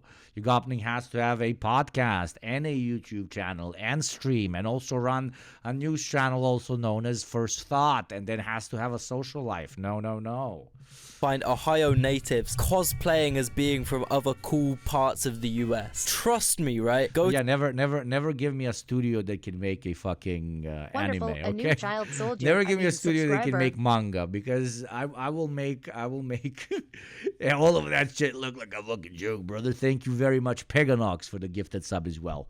Thank you kindly. To the trendiest block in Brooklyn. Go to the most hipster coffee shop you can see. Go beautiful child soldier. Go up to the guy with the suspiciously thick New York accent, the Yankee cap, and the hipster beard sitting at the window, faking reading a book. Ask him which borough he grew up in. 1000% he's gonna stutter a bit, look up at you with shame in his eyes, and quietly mutter, I'm actually from Upper Arlington in Columbus, man. But please don't tell anyone. All that hate aside, I'm probably gonna end up ranking Ohio above some of the other Midwest states purely because it has the population, it has the big cities, the manpower, and it has a half relevant importance in terms of my Wonderful. career. A new So, child soldier. I gotta represent subscriber. Indiana. I'm sure Indianans will. Thank you, Dr. Sleepy Fist, for making another child soldier for the great Gunnar Army of Jezreel. Thank you very much. The state, an independent state for all save Gunners under the great leadership of white Twitch streamers, shall one day be achieved once we have enough manpower to overtake the British Isles and take them back for the true future super race, the Gunnar. Get angry at me for saying this one, but I Like think the lore expands. Like the lore expands. Now we have like trained missiles. We have like the leadership, which is white Twitch streamers. We have the basic ethnicity for our ethno state, which is Gunners. Like the lore is really like reaching peaks at this point. We could make a comic. We could make a decent like 50-page manga out of it already. Okay. State is pretty similar to Ohio, just more flat and more rural, and instead of having 3 big cities, they have 1. If anything, I guess it looks a little more aesthetically pleasing than some of the other Also, I love seeing like dudes that wear Make America Great Again hats or that wear Fuck Trump t-shirts. I think I've seen around 10 of each. It's like, thank you for engaging in liberal politics. You're very cool. But also, obviously, fuck Trump. But still, like, that's like, really? Belt states, especially if you fuck with corn, unless you go north, where there is a almost entirely abandoned ghost town called Gary, a place. You didn't buy a MAGA hat? I have a MAGA hat back home, gifted to me by a Kazakhstani guy back in university. Yes, there was a guy from Kazakhstan that wore the MAGA hat in university, quote unquote, ironically.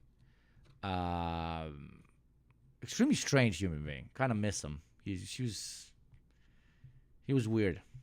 It's so inhospitable that they just barricade the highway exit that goes to Gary. Anything to keep humans out of that place. I think in an old video I actually promised I'd visit Gary, Indiana one day. So it might be on the cards soon. Thank you very much, Ran Solid, for the summer beautiful child subscriber. soldier of the great Gunnar state.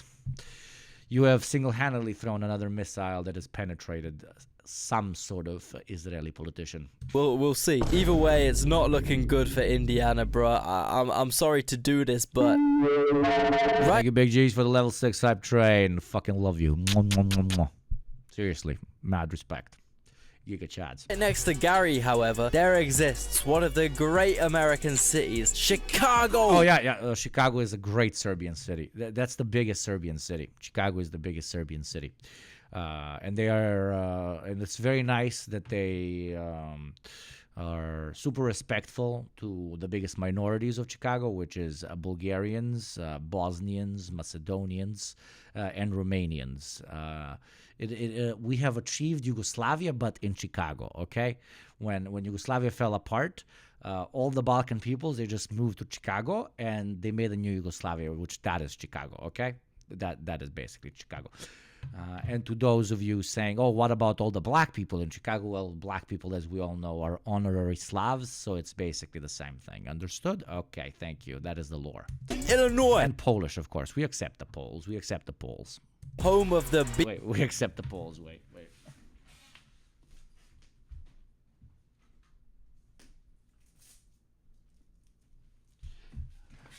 Guess what nationality my uncle's wife is.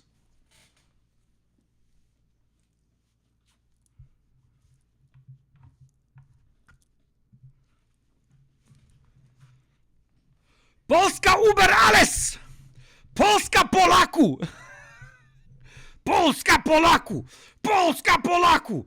Polska Polaku! Chicago Polaku! Kurwa bober mać! Mać kurwa bober! Bober kurwa mać! Kurwa bober mać! Polska Polaków! Polska kurwa bober bliat!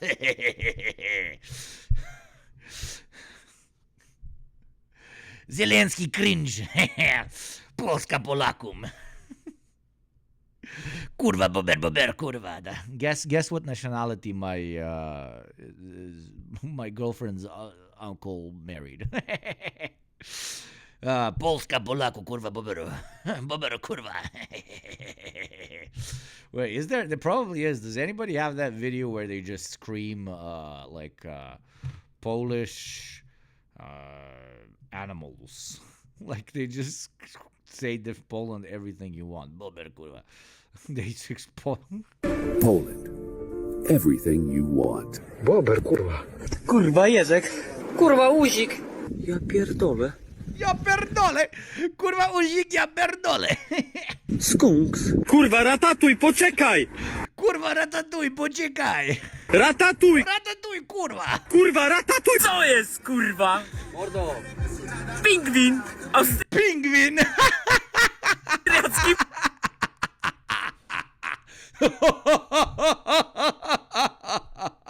Oh shit! Oh fuck, change the screen, thank you. Oh son of... Dude, this setup sucks such big fucking ball dick, okay? In a bad way. Ratatuj! Co jest, kurwa? Poland, everything you want. Bober, kurwa. Kurwa, Jezek. Kurwa, Uzik. Kurwa, uzik. Pierdolę. Kurwa, Jezek. Kurwa, Uzik. Ja pierdolę. Ja pierdolę, Polska Polakum. Skunks. Kurwa, Skunks. ratatuj, poczekaj! Ratatuj, kurwa, ratatuj! Co jest? Ratatuj, wait, ratatuj, kurwa, ratatuj, wait for me. Jest, kurwa? Mordo. Pingwin! Pingwin! But you sing like a fucking duck with no fucking wings. You're like, pingwin, kurwa, ratatouille. Austriacki pingwin! To za skubany. Chomik. Jaki kurwa fajny. Wpierdala se trawę. Kurwa, kurwa, czy to jest Freddy Fazbear? Thank you, Poland. Thank you for your service, man. Thank you, Poland, you fucking based motherfuckers. Oh, Jesus. Polska Polaku, yet. By the way, that's a very racist thing. Like, Polska Polaku, like Poland to the Polish. But obviously, I'm LARPing, okay? Bean, Kanye, Ratatouille! dish pizza. What more could you want from a city? Well, quite a bit more, to be fair. Despite having 12 million people, this city has a completely inefficient, unreliable public transport network. Some of the worst neighborhoods in the Western Hemisphere. Fucking shitloads of pollution, all types, and in general, it's a pretty minging place. But that being said, the cultural... Wait, let's...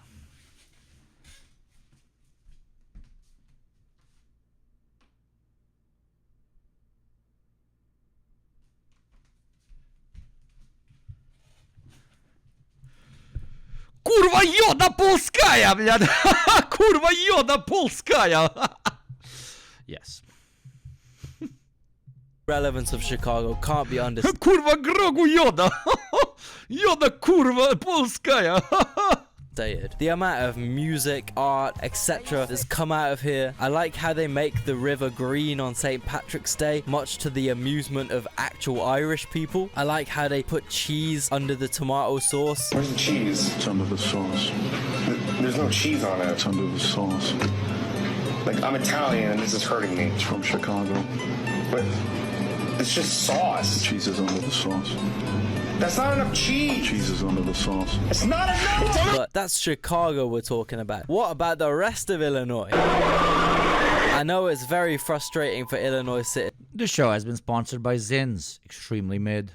How everyone thinks their state is only Chicago. So I came up with a map labeling the entire state. First off, we got Abraham Lincoln's house. Then we got amphetamine abuse. Then we got the bean. And then we got corn. That should lay it out more fairly. I got the 6. I got the 3.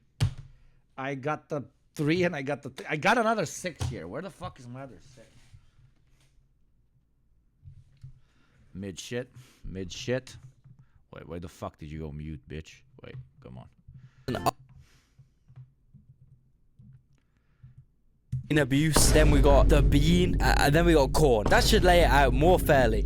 Yeah, pandas, they're super mid. Like they kept like when I bought these, they were like when I bought the European ones, they're like, oh no, dude, you gotta try Zins, bro. You absolutely gotta try Zins. But that was a movie though. Like I am literally like covered in blood. Like my skull is cracked right here. I'm bleeding from here.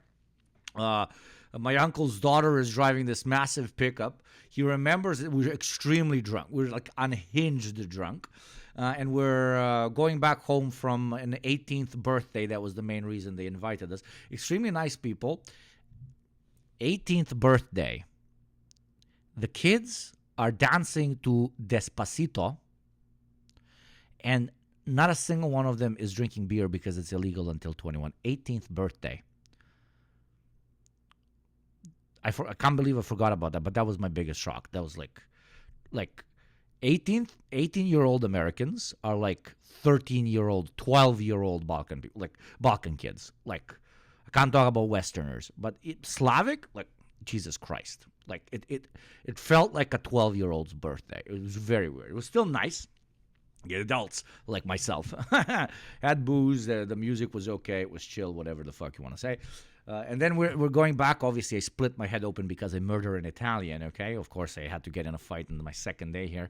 And then we entered we're driving, and the uncle is like, oh, you wanted those zins, right? You wanted to try those zins. And we walk into like a convenience store, and my head is cracked open. My hands are literally covered in blood.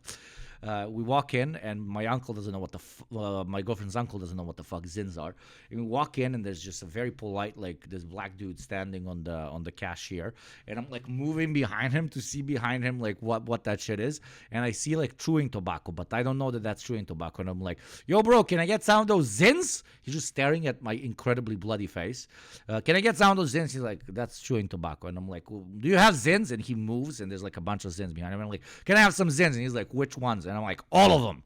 He's like, what do you mean all of them? I'm like, give me one of each. He's like, by strength, I like weak, strong, every fucking taste. And I get the pack of this many fucking zins. And at that moment, the Yugopnik brain realizes that I'm covered in blood. And you know what I think is the fucking appropriate thing to say? And at like 11 p.m. at a random New Jersey fucking nonstop shop? I swear this is my blood. I haven't killed anybody. I'm crossing myself in front of you. I swear I actually said that. My uncle like immediately sobered up, just looked at me like, great job, Hugo. You're definitely going home after this. God fucking damn it. Thinking low D for you.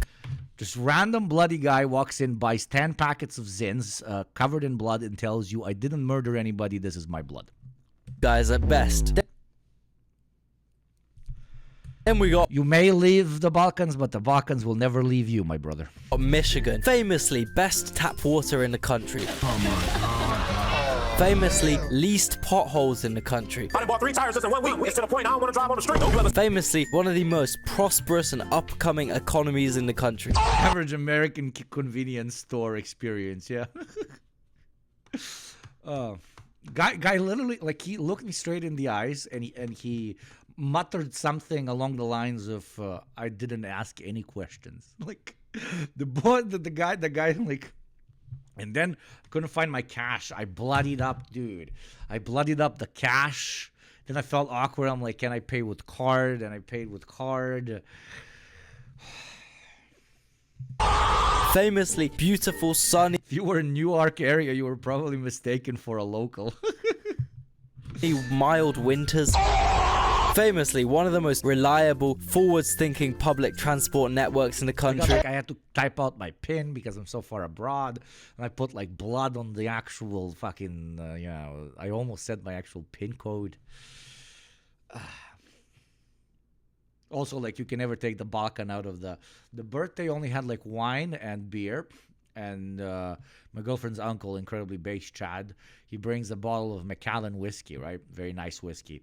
And he's like, okay, now we're going to sit in the truck before we go into the birthday, and we're going to drink like half of this. And we proceed to sit for 20 minutes inside of a truck, extremely illegal in the U.S., chugging Macallan before we actually go into the birthday. Going to the birthday, an hour and a half passes. He's like drinking beers, and he's like, I can't drink this piss anymore. Proceeds to go back to his truck, fill 2 of these like small water bottles, with whiskey, puts it in his fanny pack. My boy has a fanny pack. We bought him a fanny pack as a gift. We were like, you must not forget your Slavic roots. You need to wear an Adidas fanny pack.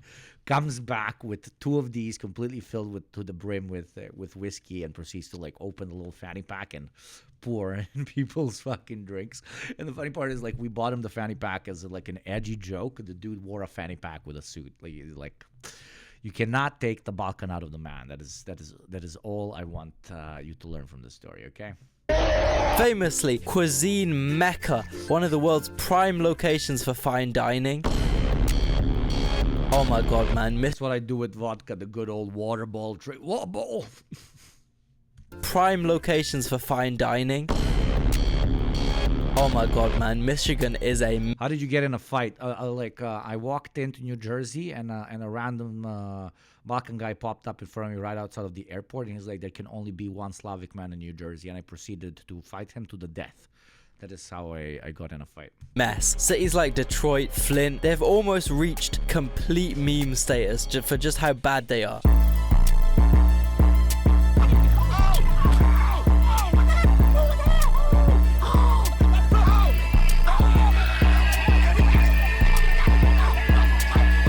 For example, right, Detroit was meant to get this big sign like Hollywood. This was the original plan they proposed, and yo, this is what they ended up building. Bro, this state can't even build a small-scale infrastructure project without getting fucking roasted. It's crazy. Now here we go, thinking we about to get some shit. Now they done order us a sign off fucking Wish. I thought our sign was gonna look like Hollywood. That's probably why they put this bitch right by the hood. While we was about to get some shit, they really just hold us. Then gave us a sign in times of Rome, and we just keeping it real, we ain't never hated. I think I seen a bigger sign at a graduation. Hey, man, we must have got these letters on a discount. We ain't blow too hard, fuck around and knock this shit down. You know, some of those clear negatives aside, I gotta give it to these guys. They got some spirit, they got some soul, they got some good fucking energy, man. Plus, despite the state... And you know what does not have good fucking energy? Fucking ads that are going to play in exactly 40 seconds. So, be as based as the citizens of Detroit. For $5 a month or for free through Prime, and support this channel so we can build a big Yugopnik sign right in front of Detroit.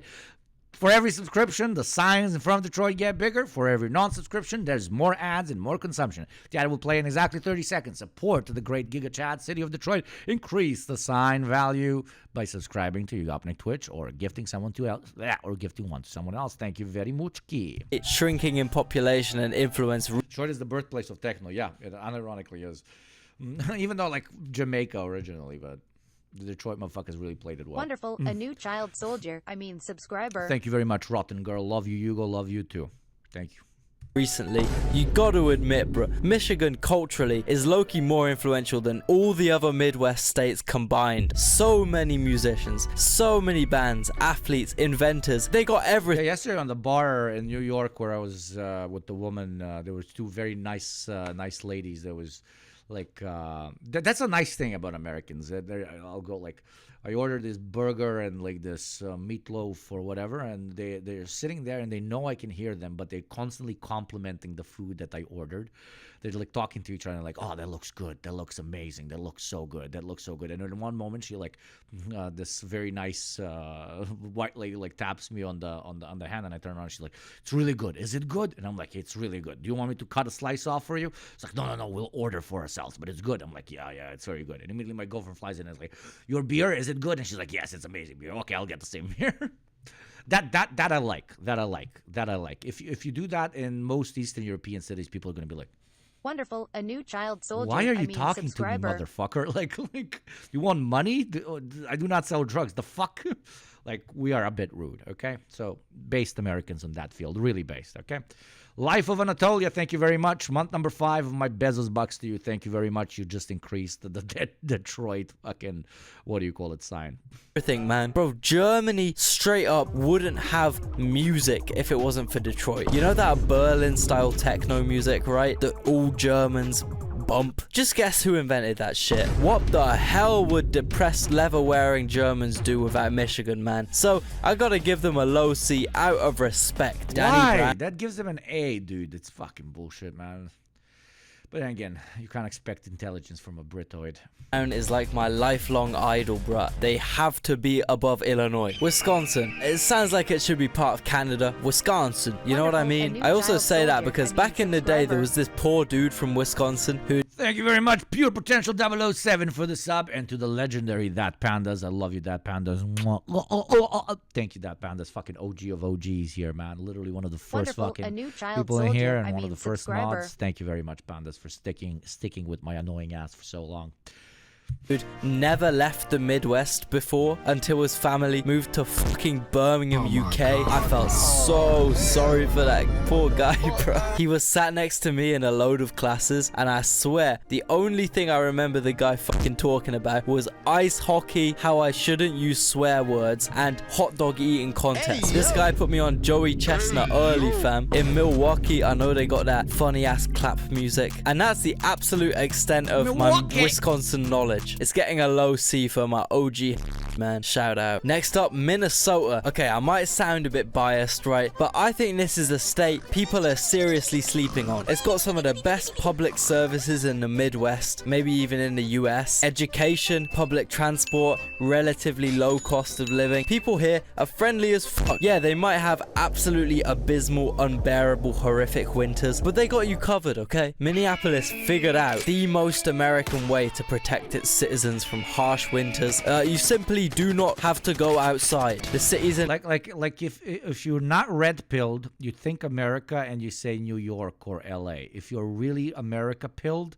you say Wisconsin. White guy from Wisconsin. That is America right there, my brother.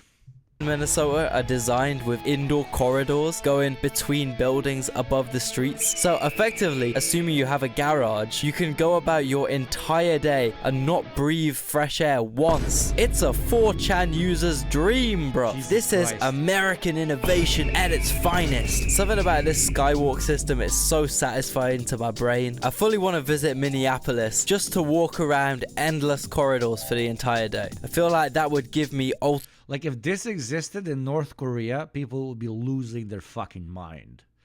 People would be losing their fucking mind. They'll be like, oh my god, the air is now toxic in Pyongyang. That is why they built these intricate tunnels that connect all the buildings. Meanwhile, random place in fucking Wisconsin, yeah.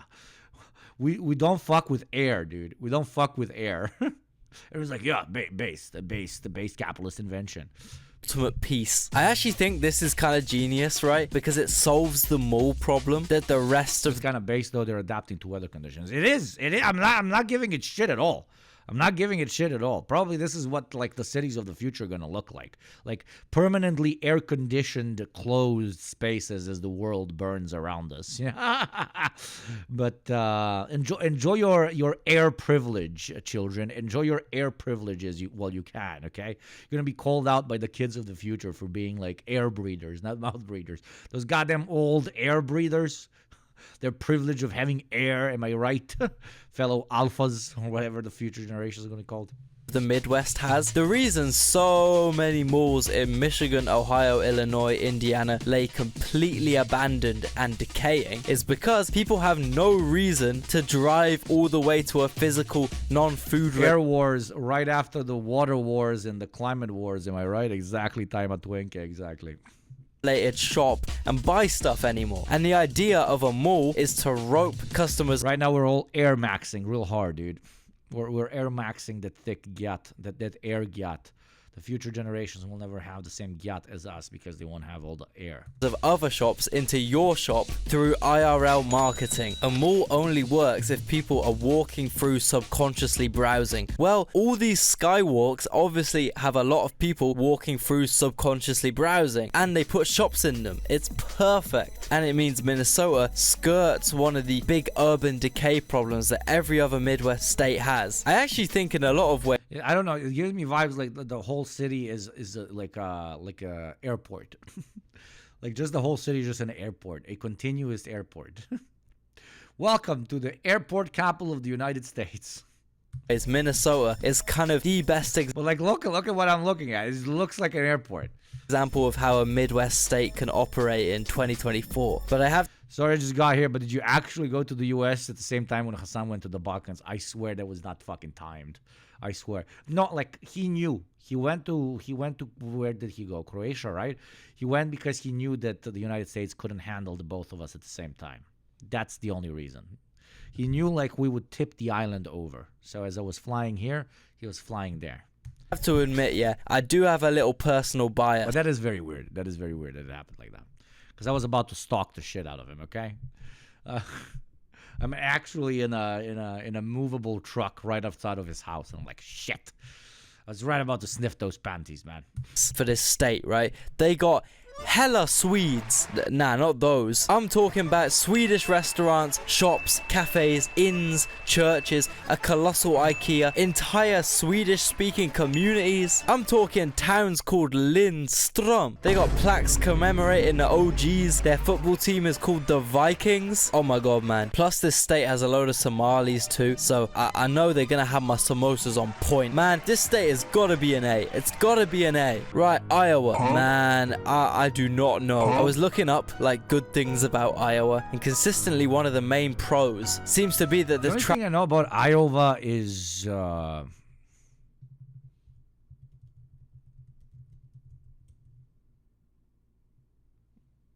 Slipknot has an album. That is the only thing I know about Iowa. Traffic is great. There's no congestion on the roads. Yeah, maybe because there's no fucking people there. How can you have a traffic jam if there's 2 people driving down the highway? They do not have a city with more than 208,000 people. Literally all Iowa do is corn and Slipknot. That's it. I'm not definitive. He did the thing. You did the joke. I haven't pre-watched, I swear. Making this call. I'm open to Iowans changing my mind in the comments, but for now, I'm sorry, man. Missouri, on the other hand, is like Iowa, but actually with some notable cities. Well, just about. They kind of just about scraped having both these cities. Firstly, St. Louis. Berlin Wall, but Iowa. But not Iowa. What the fuck? Yeah, this state. Burgers look fabulous. The pizza looks god awful. I want to hear you say Des Moines. Yeah, Des Moines. Des Moines. Kansas City. Awful, but seems like a half decent city, I guess. And then we have the city that these guys straight up stole. It's called Kansas City, but it's in Missouri by about 20 miles. Bro, make it make sense. Why the fuck did Missouri get Kansas City? Surely this is unfair, man. Oh, yeah. Alright. This state seems alright to me, but apparently a lot of people hate it. They got poverty, crime, decent bit of meth. Also, people like to state how it's a red state, a free Republican land. But they have these massive, insane jaywalking laws. Like, you have to pay if you get caught crossing a fucking road. Freedom my ass, bruh. Y'all ain't got no rights. That being said, it has to be Iowa, so we'll give it a low E. And Kansas seems to me like Missouri, but with less meth and more good old corn. Yeah, corn is becoming a big theme with these states, isn't it? I don't know too much about Kansas, but I've been informed from some inside sources, yeah? Lawrence is apparently the spot. I've heard it's a cheeky little unexploited gem, so I would like to visit one day before it gets Austinified. That being said, though, we're really getting into some Great Plains territory with Kansas, and obviously that JT up in chat comes with the dreaded twisters. Kansas is one of the worst states in terms of tornadoes and is currently under severe tornado risk as I speak. And bro, you're telling me I gotta risk my fucking life and my house being violently disintegrated into dust by the wind just to live somewhere that looks like this? You're fucking tripping, bro. The risk versus reward ain't adding up. You're telling me I gotta live in an endless astroturf field and my op is the air? I gotta beef with the air? Nah, that's crazy, man. Kansas. Yeah, but that's better than New Jersey, where they have beef with the fucking ground, man. The literal ground is radioactive, dude.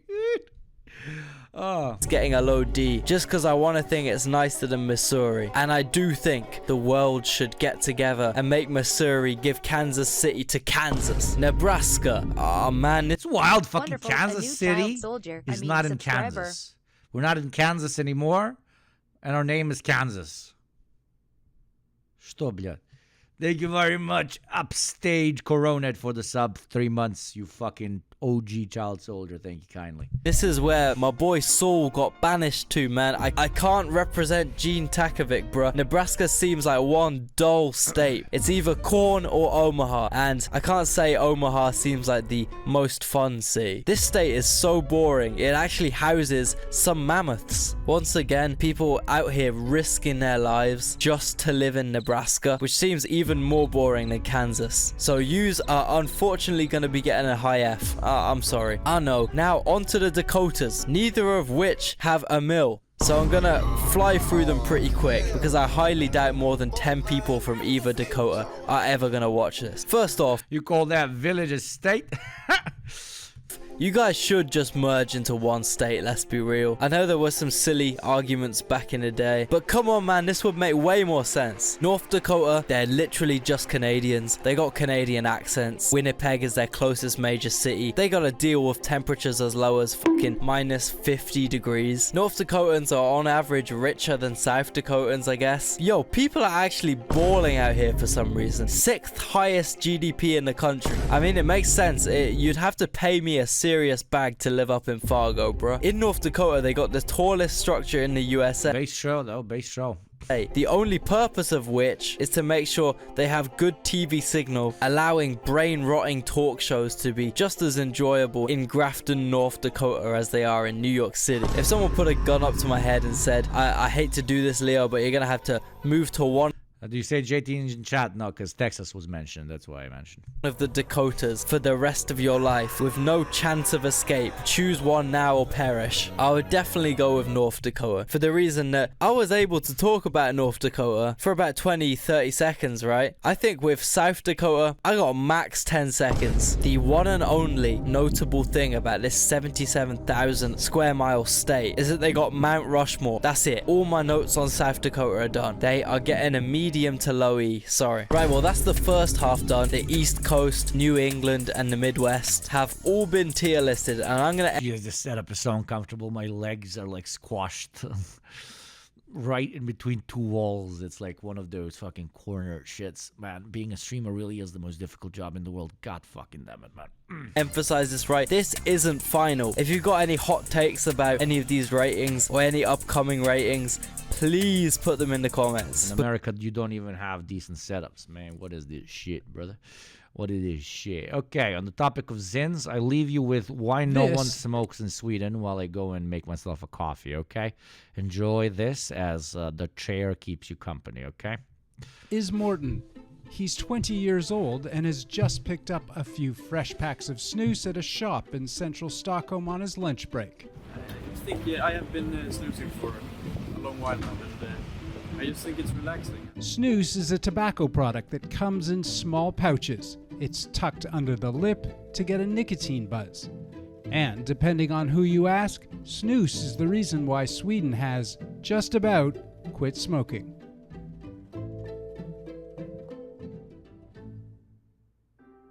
Only 5.6% of Swedes smoked in 2022. That's the lowest percentage in Europe and within touching distance of the 5% target where a country can declare itself smoke-free. Swedish smoking rates have fallen by over half in the past 15 years. Today, only 5% of men and about 6% of women smoke. But about 15% of the population uses snus, mostly men, but women are a fast-growing market. Women tend to use nicotine pouches, a relatively new product that appeared less than a decade ago. Think of them like snus, but with no tobacco.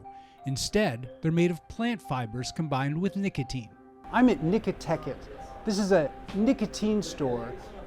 In a store like this, you can find a veritable plethora of nicotine products. Vapes, nicotine pouches, and traditional snus. The one thing you won't find here are cigarettes. Snus has been part of the Swedish popular culture for more than 200 years. Now, it's making a comeback. Snus fans say Sweden's centuries-long experiment provides the roadmap for the rest of the world to finally quit using cigarettes. But policymakers and health advocates are divided over its use. In the EU, there are hints legislators could move to ban tobacco-free nicotine pouches. That would represent a severe economic threat to nicotine pouch makers. Products like vapes and snus were once seen as competitors to big tobacco's core business, but these days they're embracing them as so-called reduced-risk products. Last year, global tobacco giant Philip Morris International bought Swedish Match, which owns several domestic snus and nicotine pouch brands. It's time to work toward the common goal of delivering effective policies that make cigarettes a historical artifact, a museum piece collecting dust behind glass cases. The global market for nicotine pouch makers is projected to soar from about $2 billion in 2022 to as much as $17.6 billion by 2029. Alternative nicotine products represent an existential lifeline to big tobacco, offering a gradual sales shift from cigarettes to what they say are less harmful products. Despite growing snus use, Sweden boasts the lowest tobacco-related cancer rates for European men. And in 2019, the U.S. Food and Drug Administration declared 8 varieties of Swedish Match snus less risky than cigarettes. The regulator said use of such smokeless tobacco products poses lower risks of cancer. Still, nicotine is highly addictive. It can elevate blood pressure, contribute to cardiovascular diseases, and aggravate heart issues and other health problems. Of course, I'm mostly worried about that we're now seeing a whole new generation of nicotine addicts. I thought it looked good, and I wanted to try. I just kept going and going and going. It's hard to stop. I'm kind of stuck. They bought into the tobacco industry story about snus as a smoke cessation product. Kagström instead attributes Sweden's low smoking rates to restrictions put in place in the 1990s.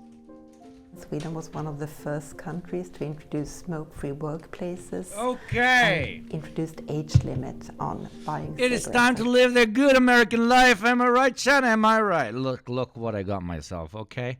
This is the true American way.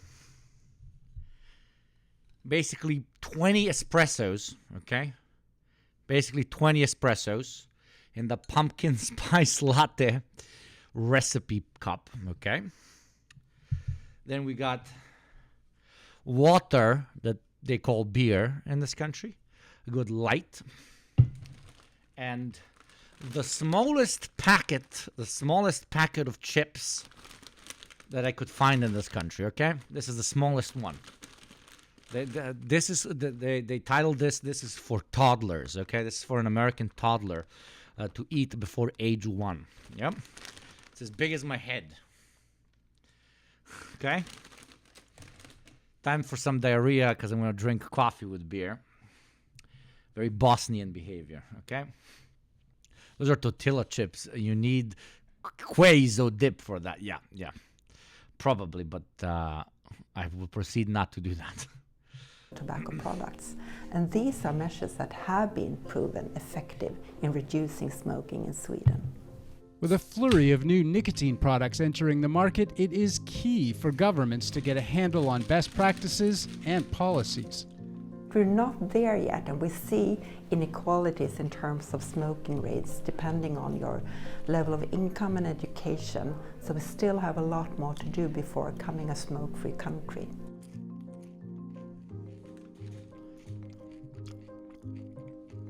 Let's snack while we watch Depression Now, DepressionNow.com, brought to you by Amy Batman on the War and War Report.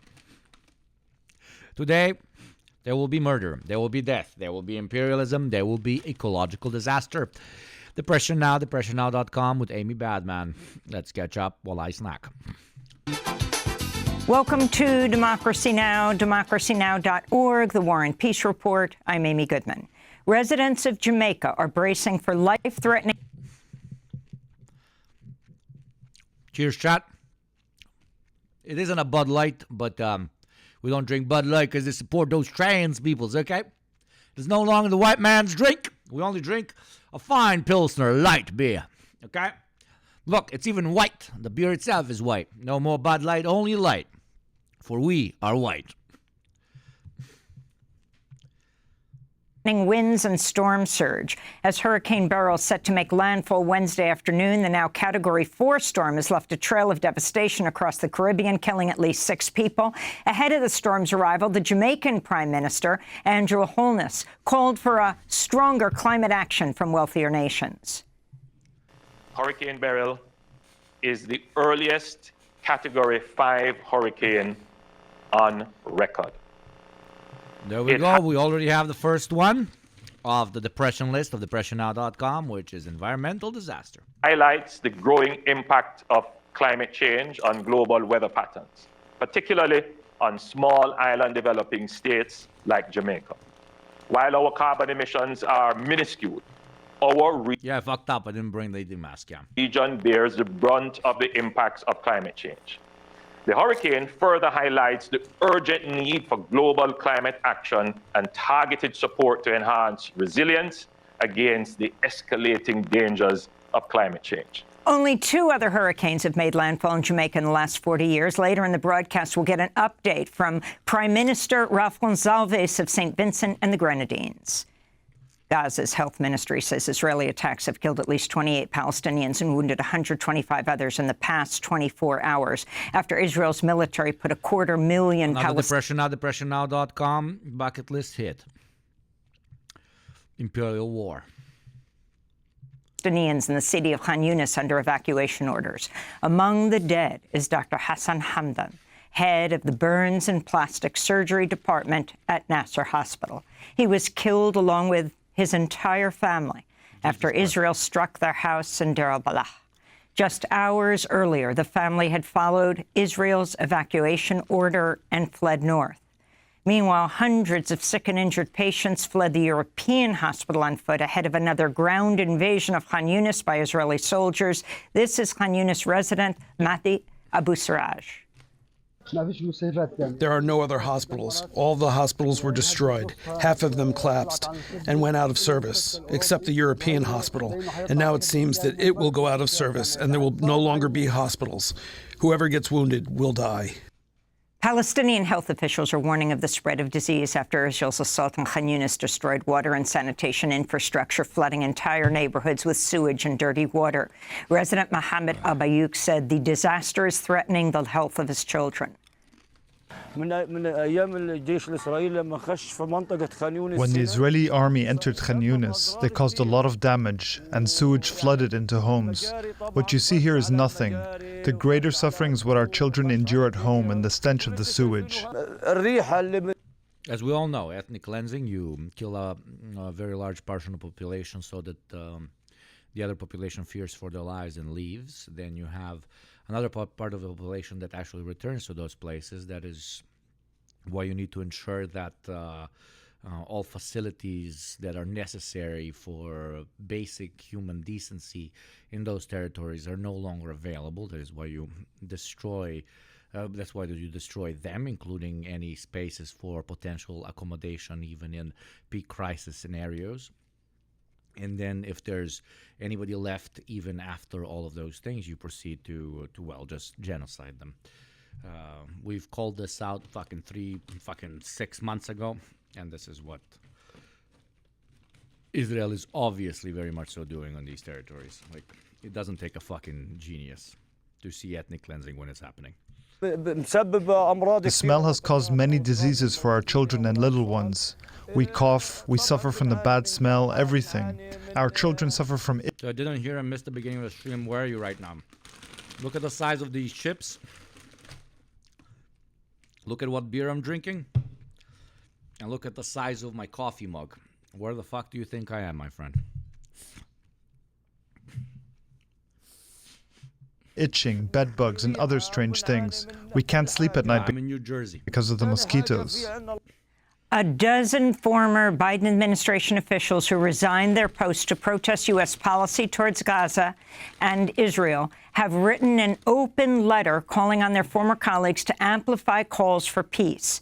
The 12 former U.S. government officials write, quote, This failed policy has not achieved its stated objectives. It's not made Israelis any safer. It has emboldened extremists while it's been devastating for the Palestinian people, ensuring a vicious cycle of poverty and hopelessness, they wrote. This week, Mariam Hassanin, special assistant at the U.S. Interior Department, became the 12th person to quit over Biden's support for the Gaza assault. At 24 years old, she's the youngest such resignee. In 2020, she cast her first ever vote for President of the United States for Joe Biden. She spoke to Democracy Now! Tuesday. I resigned ultimately because I felt it necessary to advocate for Palestinians who are because you're a normal fucking human being. That's why, sister. Because you're a decent, normal human being that did not want to be a part of the genocidal American project of Israel. That's all. You don't need to explain yourself, my friend. the hands of Israel undergoing a genocide. Welcome, and I hope your reason for being here is a fun one. Yeah, it is, very much so. It is.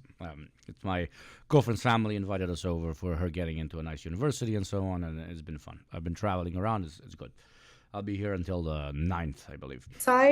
And with the U.S.'s kind of funding and backing and support of Israel, I felt that being in the executive branch, especially being a Biden-Harris appointee, made me complicit, made me associated with something that I most definitely don't want to be associated with.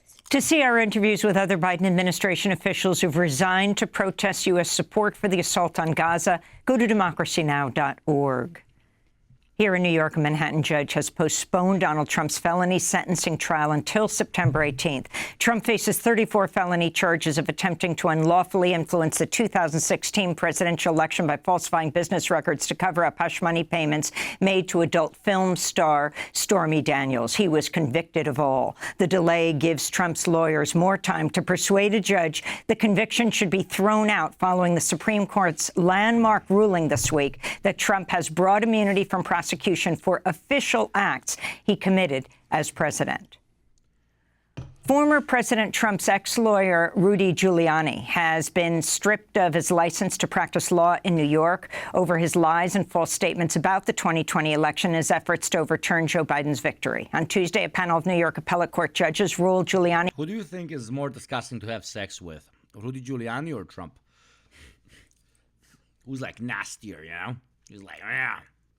It's like you put your hand in and it just goes in.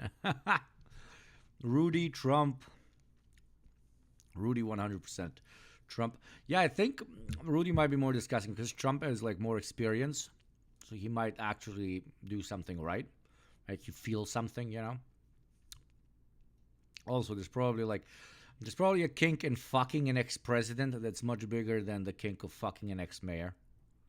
He, quote, not only deliberately violated some of the most fundamental tenets of the... Now, Trump is a selfish top, no doubt. Oh, yeah, for sure. For sure. But if you can kind of get off on the selfishness to an extent. Well, Rudy is just going to lay there, you know? Legal profession, but he also actively contributed to the national strife that has followed the 2020 presidential election, for which he is entirely unrepentant, unquote. Giuliani already faces criminal charges for election You can't break my brain like that, bro. Thinking about their bussies. Oh, God. Oh, no, I'm thinking about their bussies. And you know that, like, a guy that is as orange as Trump also takes care of his, like, booty hair. It might be a bit cleaner, a bit like smoother. So yeah, definitely better to fuck Trump than Rudy Giuliani. Definitely.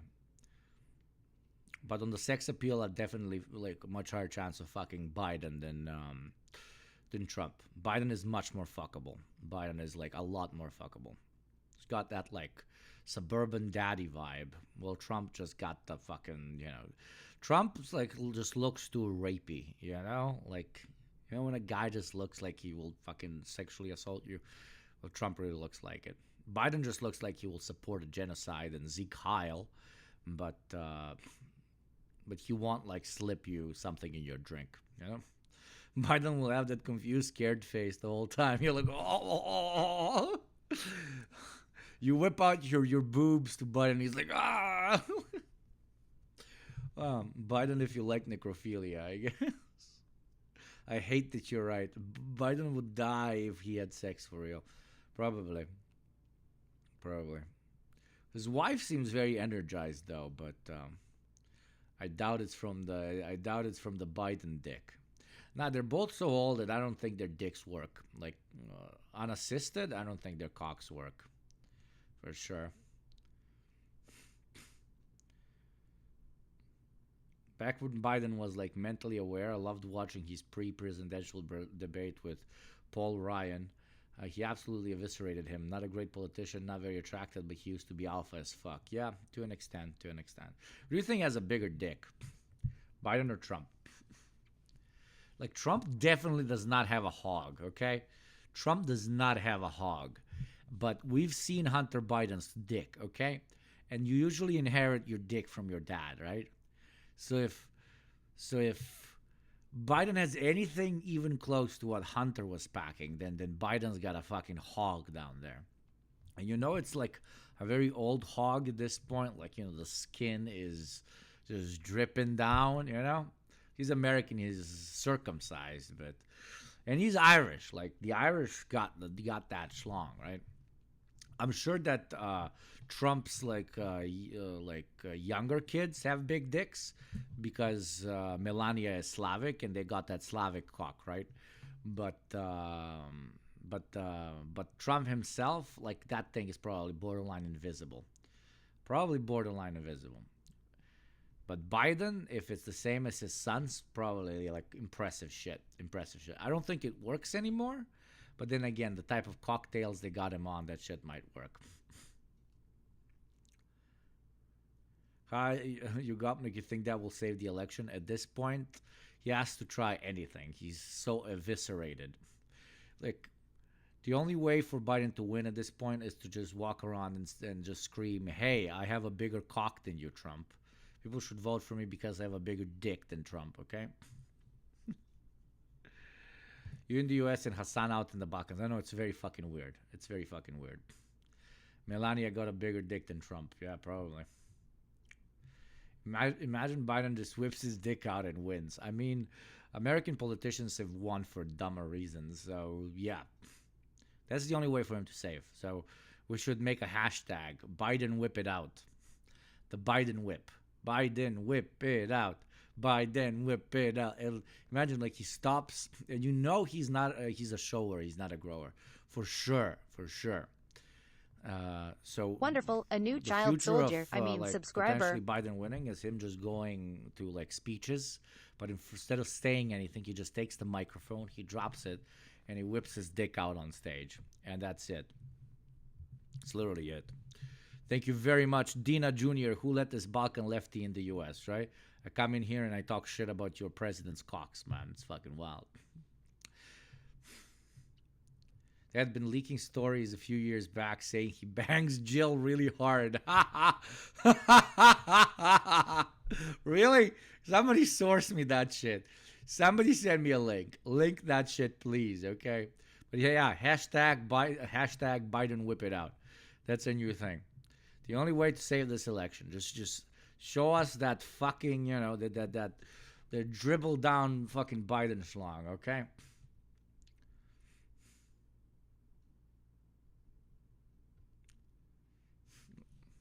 Thank you, pandas. Well, let me see. Oh God, don't tell me this is real. Because it isn't Israel. Biden 81 says the key to his marriage is good sex. Oh my God, stop playing me ads. I forgot I'm in America. Like, they play you ads for everything. Jesus, fuck off. How Joe infuriates Jill, his wife of 47 years, with very risque joke to staff about their private life, even though they aren't shy about PDA. What is PDA? Plowing that asshole? PDA? Even after 47 years of marriage, the romance between President Joe Biden and Jill is far from dead. Oh my God, they really are doing the Joe Biden has a big cock, vote for him. Don't vote for the small cock orange man. But from kisses before he boards Air Force One and before he falls over, to date nights and him introducing himself as Jill's husband, the stress of the White House has showed no signs of straining their big cock plowing with no lube bareback moments. But in private, the president has revealed very risque secrets about why their bond is so strong, much to his wife's annoyance. So yeah, she's very annoyed. She's like, oh, I'm so annoyed from getting that Biden pipe every night. Very annoyed from getting piped by that beautiful White House concoction that they inject straight into his fucking scrotum every morning. Wonderful. A new child soldier. He infuriates wife Jill by joking that the key to their 47-year marriage, 47, Agent 47, Hitman up in here, marriage is good sex. Thank you very much, the Chai Maker, for the sub for 2 months. Great child soldier supporting that big old, good old fucking Joe Biden schlong. His racist comments, has been revealed for the first time by Katie Roger in her forthcoming book, American Women, The Transportation of the Modern First Lady Jesus. Hillary Clinton to Jill Biden. An exclusive excerpt obtained by the Daily Mail. But compared to Hillary Clinton, Jill knows how to service that schlong, so he doesn't have to go around secretaries. The only person that Joe Biden swools around with is black children in pools, as we all know. The president gives that marital advice to aides, much to his wife's chagrin. What? Reports Rogers alone. What the fuck? What the fuck is chagrin? Biden has long spoken of his love and devotion to his wife, saying it's more important to him than anything else. I'd rather be at home making love to my wife while my children are asleep. He said in 2006 when asked about running for Democratic nomination in next presidential elections. The dude is like, man, I love laying pipes so much. The only reason why I'm thinking of, he should literally come out and say, the only reason I'm thinking of not running again is not because of the fucking presidential debate problems, but because I love laying pipe so much. And because I'm being a president, I can't lay pipe enough. Like, I have all these moments where I have to call drones on weddings, and that doesn't give me enough time to lay that pipe. Holy shit, I might need to start supporting Biden because he's a fucking fellow gooner, man.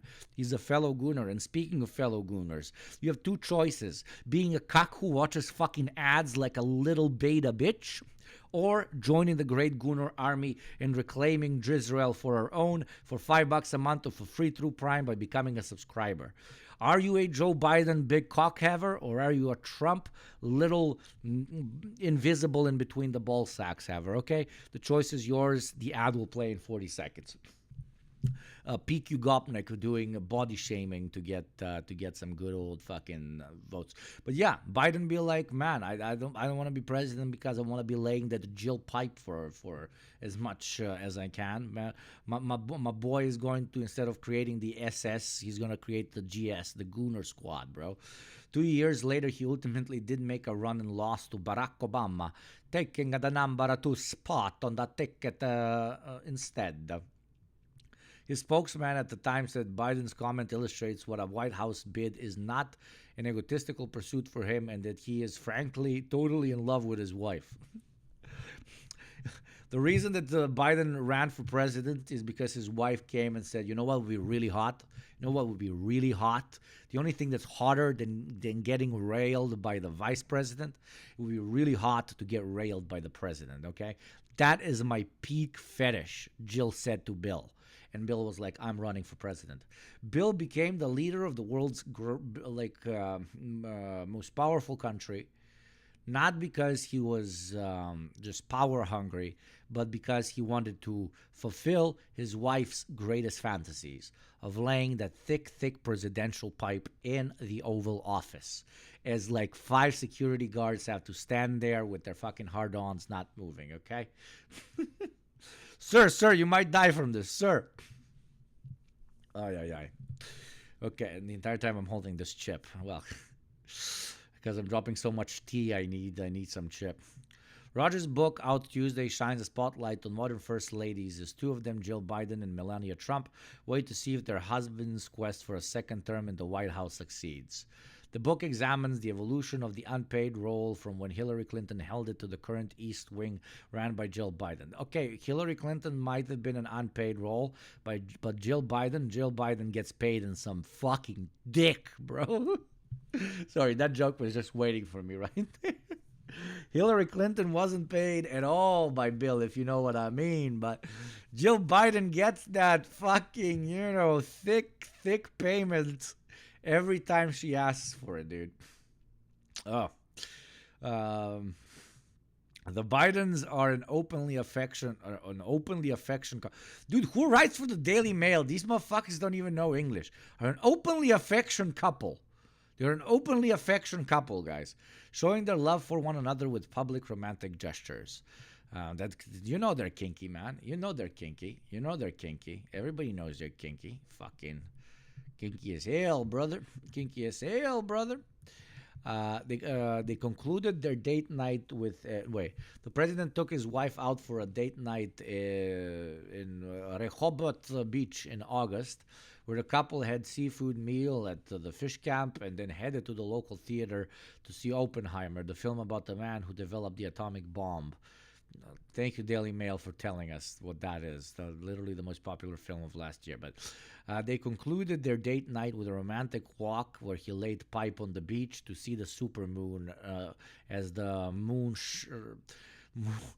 shined on the beach.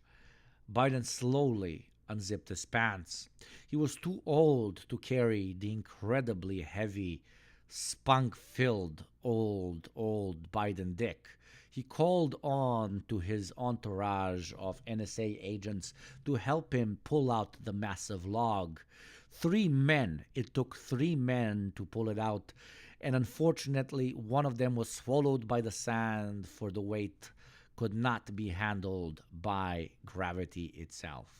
The moon shined thick upon his engorged, circumcised schlong as he proceeded to satisfy his wife right there in front of the whole world to see. There have been other moments. Biden stopped to pluck a dandelion from the grassy ground for his wife in April 2021 as the couple prepared to board Marine One for a trip to Georgia. The couple has exchanged kisses in the Oval Office. Oh, and much more than kisses, trust me. And out in the open as they prepare to part for work trips. Unironically, like Biden, the only way you can win, my brother in Christ, is by just whipping that fucking thick thing out, okay? Hugo, you should fucking publish this, man. I give it to you for free. That's what you sub for, baby. Look, that is the face of a satisfied woman. That is the face of a gooner who's constantly like the reason why Biden is always like extremely attracted to his partner. You know how like if years and years pass on, you eventually like not get bored, but you know you need an additional layer of adventure to spice things up in the bedroom. But Joe Biden is always spicy in the bedroom because he forgets his wife every morning he wakes up. So he just forgets everything every night when he goes to sleep. When he wakes up, his wife is like his girlfriend on the first day again. And then he lays that very, very erotic pump back shot action, okay? There they walk on the beach. Oh yeah, this is where the great story happened, right? Under the moon. Here he's bending over because his back hurts from how large his testicles are. Okay. Oh yeah. Let's go back to the news. Interference in Arizona and Georgia. His law license is under review in Washington, D.C. President Biden's meeting with Democratic governors behind closed doors today as party leaders grow increasingly panicked about Biden's dismal performance in last week's presidential debate, where the president appeared halting, disjointed, and frequently lost his train of thought. On Tuesday, Biden told donors finally ate the fucking chip. At a campaign fundraiser in Virginia, he, quote, almost fell asleep on stage, unquote. Yeah, that's because all the fucking blood went into his fucking cock, man. You know, the older you are, the less blood circulation you can properly do. But with most cocks like Trump, blood stops going into the dick, but it's still somewhere in the brain. But because Biden's main organ isn't his brain, it's his massive fucking wooden schlong. The body automatically chooses to send more blood to the pee-pee instead of to the brain. And that is why he's no longer smart. It's called called cock and brain torture, okay? He blamed on exhaustion from international travel. His remarks came as the New York Times reported aides and others who've encountered Biden behind closed doors notice he's increasingly appeared confused or listless or would lose the thread of conversations. On Tuesday, California Congressmember, former Democratic House Speaker Nancy Pelosi said both Biden and Trump should take mental fitness tests. And for the first time, a sitting Democratic member of Congress has called on Biden to step aside. Lloyd Doggett represents Texas's 37th congressional district in Austin. He spoke Tuesday evening with CNN's Anderson Cooper. And I think we would be better off if we had a new candidate who could... What do you think Dick Cheney needed that heart transplant, brother? He is hung, brother. He's got a hog in a fucking tasty butt. Oh. You know how America can heal? If Biden and Trump date. Biden top, Trump sub. That is how America can heal and get back on top, brothers, okay? It's all about unity, brothers. It's all about unity. It's all about that thick Trump dump truck swallowing that fucking beautiful, beautiful Biden schlong, brothers. That is the future of a united American people under the great gay flag of the U.S. of A., brother. The bipartisanship America really needs. Truly connects both of the audiences, eh? Time for a zin, baby. Time for a zin. Present a new vision for our country, and we can do that if we have an open and fair democratic process over the next few weeks. WG, Hugo, I love you. You're my favorite content creator by far. Thank you. That's because I'm the only place on Twitch where you can get actual real porn, okay? American yaoi, American political yaoi. But no, thank you very much, WG. Our relationship shall continue to prosper. In India, at least 121 people were killed at an overcrowded religious gathering in Uttar Pradesh state Tuesday when a sudden surge of thousands of worshippers triggered a stampede. Event planners had sought permission for up to 80,000 people to attend, but an estimated 250,000 showed up. Youth-led mass protests are continuing across Kenya, even after President William Ruto withdrew an unpopular tax bill in response to the unrest. Protesters took to the streets of the coastal city of Mombasa on Tuesday, denouncing police violence against demonstrators. They were met by armed forces who fired tear gas and charged at demonstrators. Gen Zs are suffering because lack of job. There's no job in Kenya. People are trying, are starving. They are working hard, but there's nothing they can get. Since protests began in mid-June, the Kenya National Human Rights Commission estimates at least 39 people have been killed. Most casualties happened when police opened fire on crowds that gathered at the Parliament complex in Nairobi last week. Over 360 people have been injured in what the commission described as excessive and disproportionate police force. Indigenous leader and political prisoner Leonard Peltier has again been denied parole and won't be eligible for another full hearing until 2039, when he would be 94 years old. Peltier, who is 79, has been behind bars for nearly half a century for a crime he says he did not commit. His health continues to deteriorate. His 1977 conviction for alleged involvement in killing 2 FBI agents in a shootout on the Pine Ridge Reservation was riddled with irregularities and prosecutorial misconduct. Supporters vowed to continue to fight for his freedom. And the civil rights and criminal defense attorney Martin Stoller has died. Over a legal career spanning more than half a century, Stoller represented anti-Vietnam War protesters, Black Panthers, Attica prisoners, and members of Occupy Wall Street. In 2015, Martin Stoller spoke on Democracy Now! After he won acquittal for activists arrested during Flood Wall Street protests against the climate crisis. The The court found all 10 defendants not guilty, releasing them and basically endorsing the position that they took, that climate change is a serious, urgent problem requiring attention, and basically complimenting the defendants for being out there and protesting. And then because the police department made a mistake in the way they ordered people to leave the demonstration area, the judge said the order to leave was impermissible under the Constitution, and therefore he found all the defendants not guilty for violating an unlawful order.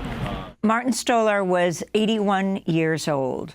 And those are some of the headlines. This is Democracy Now!, democracynow.org, the War and Peace Report. I'm Amy Goodman in New York, joined by Thank you, Amy Badman, and the PersianNow.com, brought to you by the War and More Report.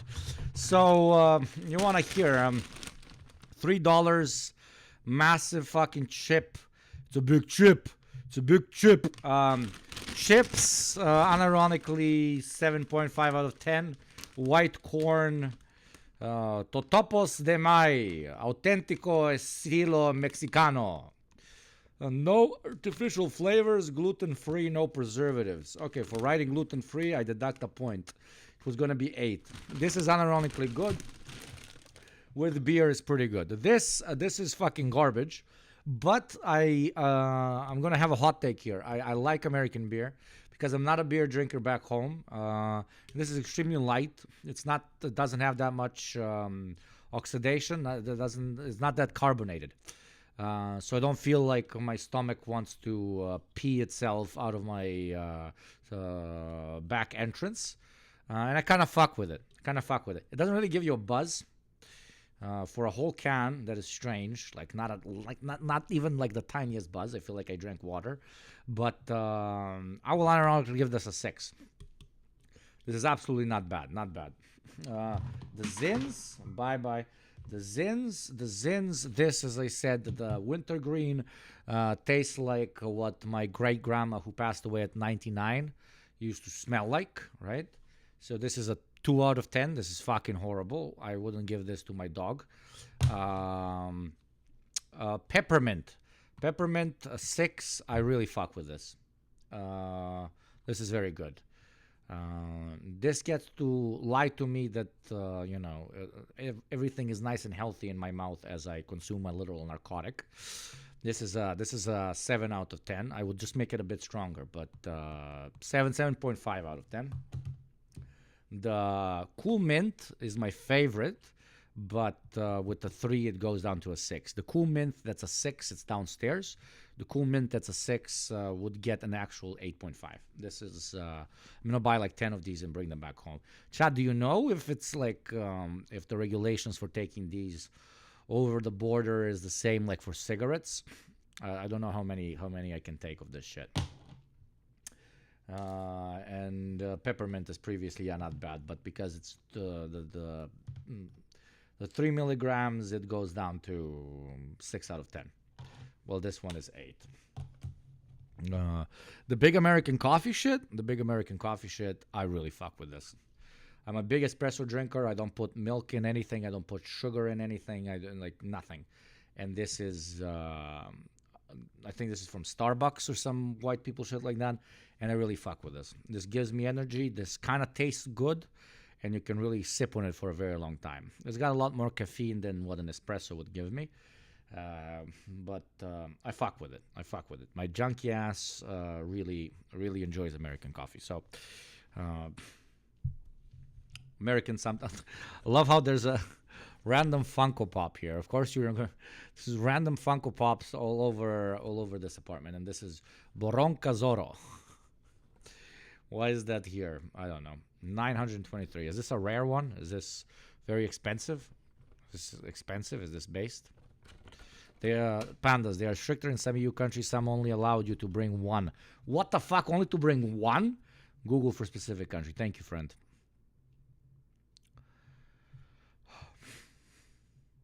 Whose apartment are you in? I'm in a house. My girlfriend's uncle. I'm in the kid room. Very cool kid, by the way. Very cool kid. One Piece is awesome. Yeah, One Piece is very cool. Is this communism?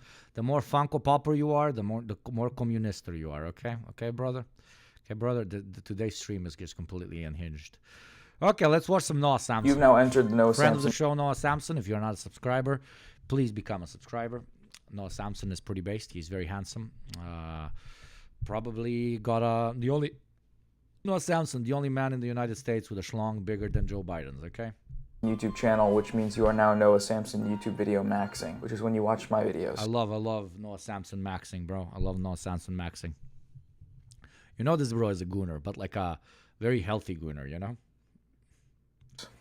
Hi. Try not to get scared. My favorite subject in school was math, and my other favorite subject in school was Ho, which is why my favorite YouTube channel online that I found is called Ho Math. I haven't watched it yet, but I'm assuming it's my favorite because it combines the best of both worlds of my favorite things. I was never all that good at math, but Ho's... I'll drink some coffee and cause myself diarrhea after having eaten a lot of chips and drank American beer. This is a horrible idea, but support me in this great cause of perpetual self-annihilation, chat. If you really want to support me in this perpetual self-annihilation, do consider becoming a sub for $5 a month for free through Prime instead of watching the ad that is going to play in 3 minutes and 30 seconds. That is the current pitch. That is quite literally the current pitch. Either become one or donate one to those less privileged than you. God bless, God bless, God bless. Let's get some fucking caffeine in this body.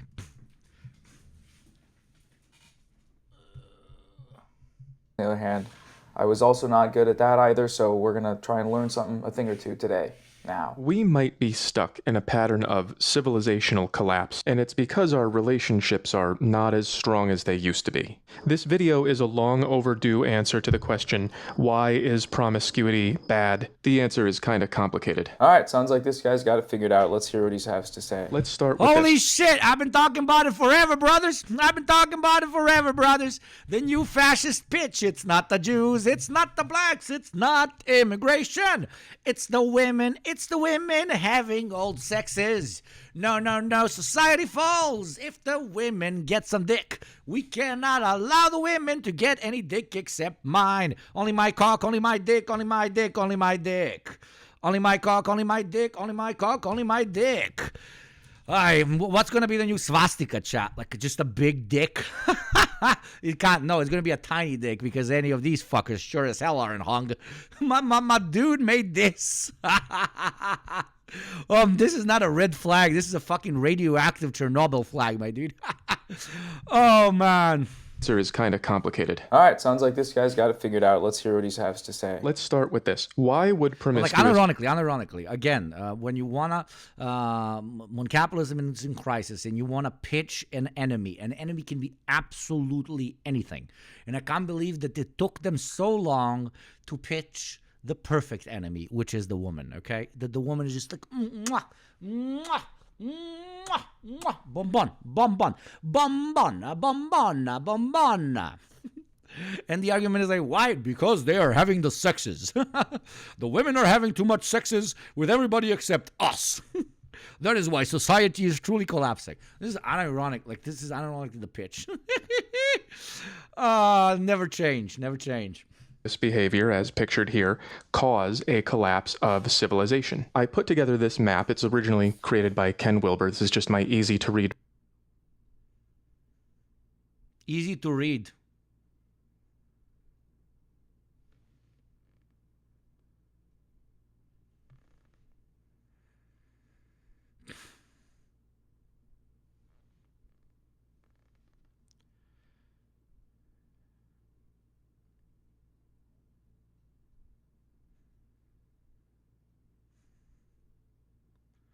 Very human design. Version. I'm glad he did that because it is easy to read. How does it feel from the China? Yeah, I got it. Yeah, good. I can't lie. I like this guy's format. I like the narration and the pencil. And the drawings. I think it's fun. As far as the ideas themselves, you know, TBD. Developmental psychology. How people's minds develop individually from birth until wherever you stop, and how that affects the development of society and culture. And over here, there's this little grid that shows the individual mind and culture and individual behavior and society. This chart seems cool.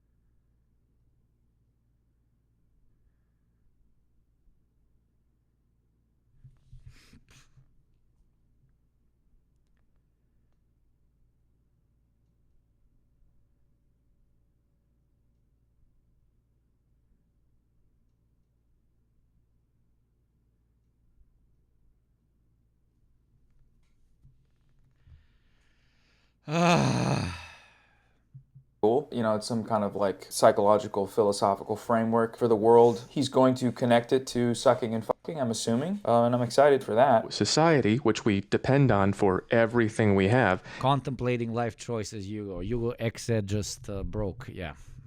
Is based on the way that we relate to each other, which... By the way, I have a degree in psychology, and this makes me want to dig a hole and eat myself. And yeah, and I don't even have a degree in psychology. I can only imagine how you feel like. Is falling apart very quickly, due in large part to acceptance of promiscuous behavior. Here's a bunch of little heartbreaks and lower relationship strength. Okay. Jumping around a bit there, you know, there's a city, and then we need everyone to be dating and good at dating and happy and married. And if not, city destroyed. City turned to poo-poo doo-doo. Is that how that works? I'm actually not sure. If everyone in the city is no longer married and they're all swiping away and doing all this stuff with holes, does the city just explode? Are there any other factors as to the stability of society? I don't know what dap 'em up means. If that's referring to dapping up like that, then I'm a slut because I love my friends. If we remain unable to understand each other, we tend to do what we want instead of thinking about what's right. What is... Hold on. Senses... I love my friends. If we remain unable to understand each other, we tend to do what we want instead of thinking about what's right. What is... Hold on. Senses see, hear, man bad. Project fear onto man. He's making me feel this. Control spirits. What can I do about this situation? Ladies, is this what happens when you see a man bad on... I think that's supposed to be a phone. Is this what happens? I'm not that smart of a guy. I don't know all this philosophy shit. If someone could help me understand what's going on here, let me know. This can't be real, man. When people are allowed to do whatever they want, it degrades us from this stable model of courtship and relationship formation to this unstable one. Ah, there it is.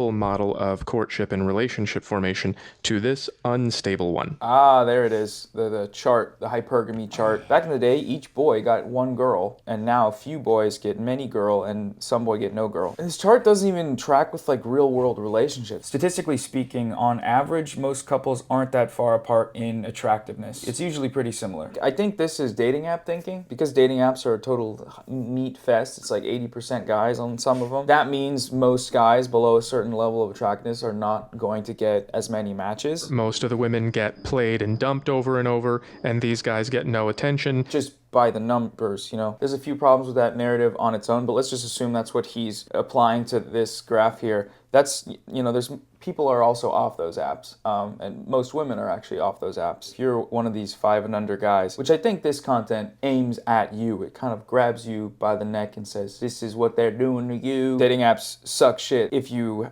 don't ever get a match and so have to start paying and then still don't get a match. It's a bad cycle, and it's extremely exploitative, and the apps are keeping you there for a reason. For my fellow sub-fivers, go to the gym, smile more, you're just not hygiene. Go on TikTok, look at what the fashion people are doing, try and emulate that. Don't go crazy, you know, don't go from Captain American t-shirt to the Met Gala. There's gonna be a learning curve there. Mew, of course, find a chew toy. Find something you like doing, get really good at it. Lastly, and most importantly, build community. If you have people around you that'll help you out, that'll teach you things that you'll learn from, that you can support and provide friendship for, and even making friends with girls, and then you meet a mutual friend and it's a cute person that likes you back, and then boom, you're off to the races. And that makes everyone unhappy, and it also is really bad for stable marriages that produce children. And this model is only possible when people believe I can do whatever I want and you can't judge me. She just wants to go for Chad. All she wants to suck and fuck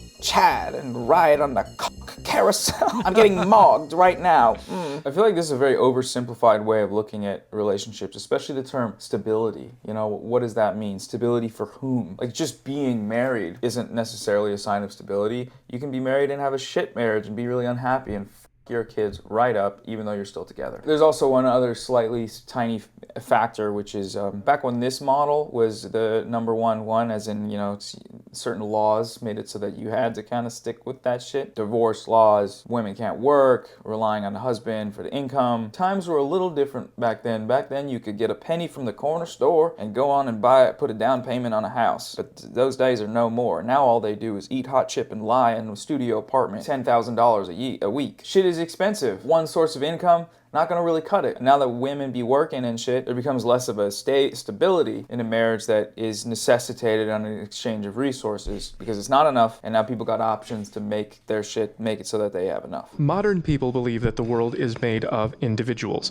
It is actually made of relationships. In the same way that a pile of bricks is not a building. In order for the building to work, the bricks have to be arranged in a certain way, they have to be connected, and once the bricks start saying, I don't want to be part of a building anymore, I want to do me, then the building starts decaying, and then the other bricks say, well, if you're not doing your job, then I won't do my job. And we go from a building to a pile. I get the metaphor, right? Real simple. Bricks, building. No bricks, no building. Is every person that's ever worked a job and contributed to society been dating a sexy hot wife or hubby? No. It's a crazy leap. You know, I don't know how else to put it. Maybe he'll get more specific as we go. But a big part of this decay is the sexual revolution, which is actually just a... So my boy is like 1% away from actually getting it. Just instead of individuals who accrue capital and refuse to acknowledge the fact that they were allowed to accrue capital and need to give back to society, slowly removing themselves from said society and building their own structures, while letting society slowly crumble in their destitute poverty, and being like, oh yeah, that's a basic material analysis of everything that is wrong with the current economic model. My boy goes, and that is because women be getting the dick. A decay. It's reverse development. We are going from higher levels down to lower ones. This is not moving beyond the rules, it's just getting rid of them. We used to be a country. And then everybody started showing their ass on TikTok. Is this person at a concert? There's people in the crowd. Those look like stage lights. Is it a strip club? I get their doodles. I like the doodles. I think they're fun. I don't know what the fuck is going on in this picture other than the lady with the red flag and her ass out. All cultures have to grow through these levels. You can't skip stages. And when a culture develops from this low impulsive stage to the rules and roles stage, they come up with strict social norms, and they eventually grow to the achiever stage, which is like corporate, keeping up with the Joneses, and eventually into... When all you have is sexism, everything starts to look like a reason women should be enslaved, yeah. This sensitive, individualistic hippie stage where people start saying, hey man, everyone's like unique and we should all do what we want, bro. You know, I'm not going to sit here and try and decode this entire thing. He's laying it out really thoroughly, but connecting it to promiscuity? I don't know, man. It just feels very sensationalist and like the girls having sex. It feels reactionary. This is exactly what they do. Just instead of the Jew, they just have the woman. That's it. That's literally just it. That's literally just it. You see very real problems that society is facing, and you connect it to something that is in no way related to the problem out of which not all, but most problems society is facing actually arise from. And you either do that because you want to shift blame actively, or because you're a bad actor, or because you're just fucking stupid. Sex is just being shoehorned into this. We're only identifying one variable here. We have known this for a long time. Back in the 12th century, some guy named Salahuddin Ayyubi, liberator of Jerusalem, that's probably debatable, but he sounds important. He said, if you want to destroy... Thank you, Gabriel, for the 100 bits. Everything, I mean literally everything, but to blame the dominating system, the dominating structure. Yep. Any nation without war, make adultery or nudity common in the young generation. Sound familiar? No. Because America's been in war since its fucking inception.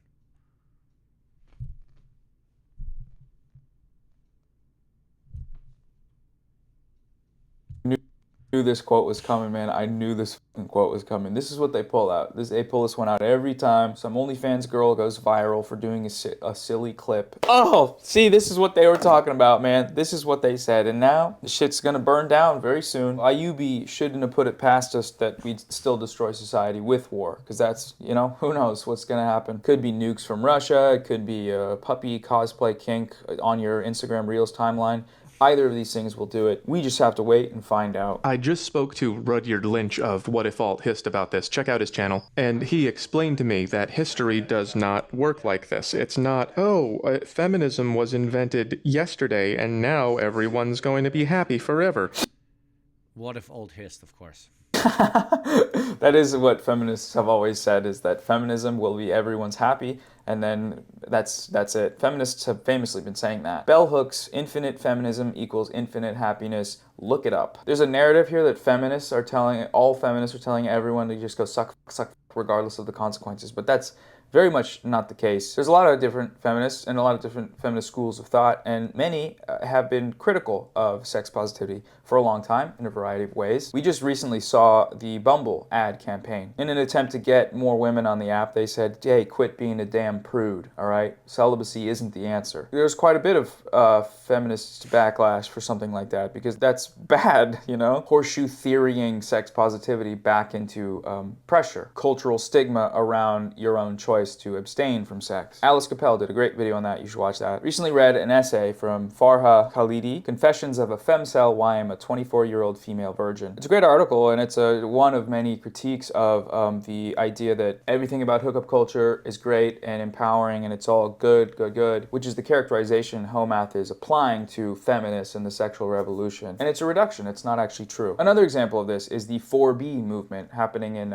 South Korea. Maybe you've heard about this. Just watch a great video from friend of the show, Elliot Sang, about this. You might have missed that conversation, and if you did, I'd like to talk about today's sponsor, which can help with that, which is Ground News. On Ground News, when I look up a story about the 4E movement, you get a quick summary of the story and can see that Korean women are boycotting heterosexual relationships due to misogyny, intimate violence, and non-consensual porn. So not just because they want to go find Chad and diddle his dungus. This is based on just 29 articles Ground News found reporting on it. So unless you're intentionally diversifying how you stay up to date with the news, there are lots of ways you can miss important stories like this. I can even compare coverage to see that the government of Singapore mentions this movement and how it's contributing to South Korea's falling birth rate, while this article coming out of India highlights smashing the patriarchy and the largest gender pay gap in the developed world. Homath and I are coming at these stories from very different perspectives, which means we bring our own biases and audience perceptions. So I'm happy to be working with Ground News again on this video. Their app and website go out of their way to provide all sides of every story, which makes them a great sponsor for me. I also really like their blind spot feed. It gives you a breakdown of stories that are receiving little to no coverage from either side of the political spectrum. This feature helps keep your perspective broad and avoid getting too far into a political echo chamber. Check it out at ground.news/Noah. Subscribe through my link for 40% off unlimited access, or scan this QR code. They're subscriber funded and ad-free, which is awesome. Ads require clicks, which make it do sensational journalism. Ground News doesn't have that issue. And subscribing with my link helps to support the channel. There really are a lot of fluctuations between feminine and masculine control of society, and if you get too far in either direction, things get bad. And the Islamic world went too far in this direction and had an overcorrection, and now they are still hanging out up. So you need to hit the toilet for a second, okay. Here. Some of this even happens. Okay, let's get back into this. Okay, energy levels rebalancing, code re-entering proper authorization, and let's go. Recently, this was Iran in the 70s, and so was this. They look like they're from Wisconsin. That was before the Iranian Revolution. And let's not forget... Oh my god! Oh my god! Oh my fucking god! The cliches keep fucking layering and layering. Afghanistan, then and now. Wait, okay, so Iran was under feminine control because of the restrictions loosened on dress. Feminine control. No class. Never look at class. Absolutely never class. Class, no. We do not talk about class. Now we talk about different levels of executive control of particular states by woman versus man. Matriarchy was installed. Wasn't there other shit going on in Iran aside from that? Yeah, seeing these charts is good for bowel movement, Hugo, right? Looks like there was other stuff going on. Not necessarily the most historically accurate way to describe that. This lie that the more feminist things get, the happier everyone's going to be. Whoever said that? It just is not real life. As far as and what is things getting more feminist? What is that? As I understand it, feminism was never about happy maxing. It was about choice maxing. It was about agency maxing, and in being granted the ability to make choice. Yes, but he would still be against that because he believes that when women are given more choice, women suck more Chad's dick instead of his dick, and therefore that is much worse. Choices over things like because how good society is exclusively based on how many people want to give me specifically, the chart man, me. How many people want to suck on my knob? Me specifically, me. Voting and choosing who you date, not having an arranged marriage, not being sold off or whatever, which still happens. But when it became legal to like divorce, or when marital 500,000 subs became illegal, I'm sure that made some people unhappy. Marital rapists, things like that. Probably not overjoyed to be imprisoned for doing a heinous crime that you thought it was okay to do and that the law said it was okay to do. But that's just sort of a consequence of the world changing, you know? Hyper-feminization causes its own problems, and the reaction might not be fun. This is some okay. What problems? Some real sinister shit right here. You see that? He's threw in the clip of the not people ghost paper being put over the sub 5 guys. He's calling on them right now. He's saying, this is what they took from you. Your bride, your wife. You could have had it if they just didn't do what they want, which is to choose other people. And there's only a few ways to get it back, and certain areas of the world have done it successfully. What are these problems caused by glorious feminist freedom? Well, as women become liberated from men, which means getting materials that men produce without having to... Well, how the men have all the tax burden. Women absolutely do not have any tax burden. Government goes into corpo box. Men give to government. Men who are for equality, they carry the tax burden, they give to government, and then the government is like, let's give all the money to the women's. The women's get all the monies, and then the women's are like, all I'm going to do with all the monies is gossip and shop and have latte coffee with nice French hat. And that is problem. Also corpo box, also corporation also give money to women. Corporation, also known as we exploit workers to give money to women organization. All society all just wants to give women more of freedom. And so women no longer want to give back to society because now woman has many of the freedoms because everybody gives the money to the women. To marry them. Okay. What? Which means getting materials that men produce without having to marry them. Okay. Yeah, and that is good. But not only men produce, but they themselves produce as well. That is the whole point. And that is the main criticism of masculinity as a concept in itself. I fucking talked about this like 3 fucking years ago. The crisis of masculinity explained very fucking easily through the lenses of a few pretty decent fucking philosophers. And the crux of it is that masculinity has always defined itself in its relation to women. What it means to be a man has always been inextricably linked to how they interact with women and how they want to be perceived by women. And the latest redefinition, because we've always changed it based on the material realities on the ground, which created different cultures and therefore created different relationships between men and women. The latest definition of masculinity started pretty much by the nuclear family is you are more of a man if you can provide more for woman. Ooga booga. Okay, decent, nice, good for you. Nothing necessarily wrong with that. But as society progressed to an extent, depends on the perspective, women can now afford to take care of themselves. So the idea that you immediately get a woman because you provide for her is being questioned. And women, at the point at which they can provide for themselves, are asking the question, what else are you bringing to the table? Because before, I would have dated you because, well, nobody wants to give me a job as a woman, so I have to adapt to the society in which I exist. And you define how good of a man you are based on how much you could provide for your woman and child and so on. But this dichotomy has now changed, and women can provide for themselves. And then the definition of what masculinity is needs to adapt to that and change to that as well. So what else can you bring to the table except quite little money, which you, by the way, also cannot make because, well, fucking late-stage capitalism not allowing you to have a house or a car that is not bank-owned in the best fucking use case. So, you know, get a personality or something. I don't fucking know. And adapt and change your very definition of masculinity as it has adapted and changed throughout history based on, the material fucking reality on the ground. Funny enough, even if it returned, even if like women were put back in their quote-unquote place, it could no longer work or provide for themselves. Dude, in modern capitalism, you will not be able to provide for the woman anyway. Let's say that we ban women. Women cannot work. Women cannot work, right? It's banned. Women cannot work or vote. That's it. Still, in this system, you will not be able to feed and house her. You can barely feed and house yourself. You made a whole YouTube channel with fucking brackets about as a woman, okay? You ain't got the dough. Even if they were banned from work, you would still not be able to return to that original definition of masculinity and the male-dominated world because you don't have the fucking capital. And what is this insane, like, this feels like these guys masturbate to their own mothers. I swear to God, these guys jack off to their mom. Because they're so fucking obsessed over just recreating the relationship that their parents used to have. By the way, relationships that are, in the West, like at 60%, 50% divorce rates. Wonderful, a new child soldier, subscriber. Why? You probably didn't even like your parents' relationship. 99% of people don't. And you want to replicate it because you do not have the mental capacity to question it? Or what? What other reason? I don't know. Fucking adapt to the times, God fucking damn it. What's so insane?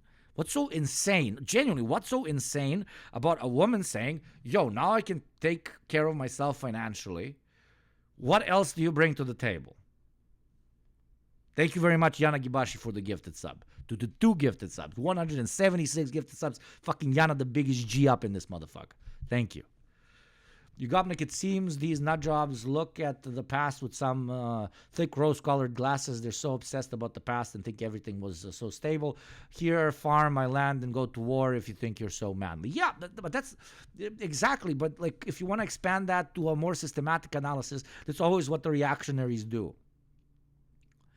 Communists come and say, yo, things aren't as stable as before because of the falling rate of profit, because of capitalist hyper-exploitation, because those who have money get even more money and then they literally monopolize bigger and bigger parts of the world. They use the advancement of technology to get you out of a job instead of allowing for your job to be easier so that you can have more free time for that very same family that they pretend they are protecting, etc., etc. They don't want to look at that as the real cause of why everything is constantly getting shittier. And they want to find something else. And they find something else in different groups of people. And the cliche was always ethnicity-based, religion-based, or conspiracy-based. I mean, it's always conspiracy-based, but you get my point. With like the Jewish conspiracy, etc., etc. Now the woman is the perfect fucking example. Because there are so many dudes that are just completely lost, especially in the West, because there's no fucking decent parenting. There is a hyper expectation that was given to them by those very same parents about what they can get from the world if they do everything right. Then they did everything right, and they're like, what the fuck? And then you have 2 paths. You do everything right, and you're still poor as shit. And then you have 2 paths. You either get fucking class consciousness, and you understand that it's your boss who's ripping you off, or you go out the other path. And you're like, oh, I'm unhappy because I'm not getting enough putang. Why am I not getting enough putang? Oh, it must not be me. It's feminism. It's affirmative action for the blacks. It's lack of religiosity, etc., etc. Like, we call it lack of class consciousness, but you don't have to use nerd terminology like that. Just being stupid and blind and like just dumb, blaming all the fucking wrong things. It's not only wrong, it's insanely unhealthy. And that is how fascists rise. They pile up and they feed on man's ignorance. There's no bliss in ignorance. There is none. This is what ignorance looks like. They're fucking sad. They're terrified. They're scared. They're looking for answers and they're not finding them. Ignorance is just constant darkness. Like just sitting in a cave continuously. And you don't, at this point, you don't even see the shadows and shit. Just look left and right. And you're in Plato's cave. And you look right to you, and it's a woman. You look left to you, it's some dude with a bit more melanin.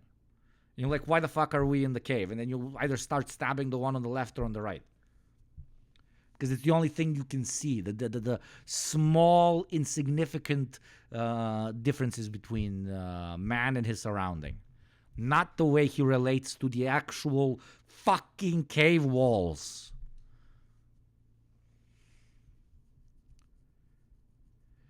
Being the devil's advocate, the one common denominator of reactionaries is they always target people they perceive as weaker than them, because unconsciously they feel powerless to punch up in the. But yeah, but no, yes, but no. They always do the double tap. Cliche, but let's use Nazis. Nazis always perceived the Slav, the Jew, the Roma, etc., as both incredibly disgusting, weak, dirty, unorganized, but also at the same time Wonderful, a new carrying child the soldier. capacity to destroy them, annihilate them, overtake them, manipulate them, eat them. They're always weak and pathetic and barbaric, but also incredibly powerful. That's what comes with an unhinged worldview that makes no sense. That's the point of why why the word idiotic needs to be applied. Thank you very much, Lucid Fox. Zins are mid, Marlboro Reds are the choice of the proletariat. Mashallah, mashallah. Thank you, Lucid, for the sub. But yeah. Just another fucking alternative view to that of any basic class consciousness. Our enemy is strong and weak, yeah. Because they need to be perceived as weak so that you can rally people against crushing them. The woman needs to be perceived as, yeah, right now she's super powerful, but that's because we fucked up with how we set up society, right? But if we change society, we can fuck them up.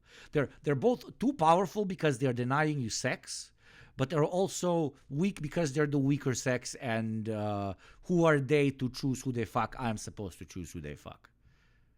It's just like schizo. It's schizo as hell. Speaking of bipolar schizo shit, in exactly 40 seconds, you can either watch an ad or support me in this, I guess, anti-propaganda I do here on the show. $5 a month for free through Prime.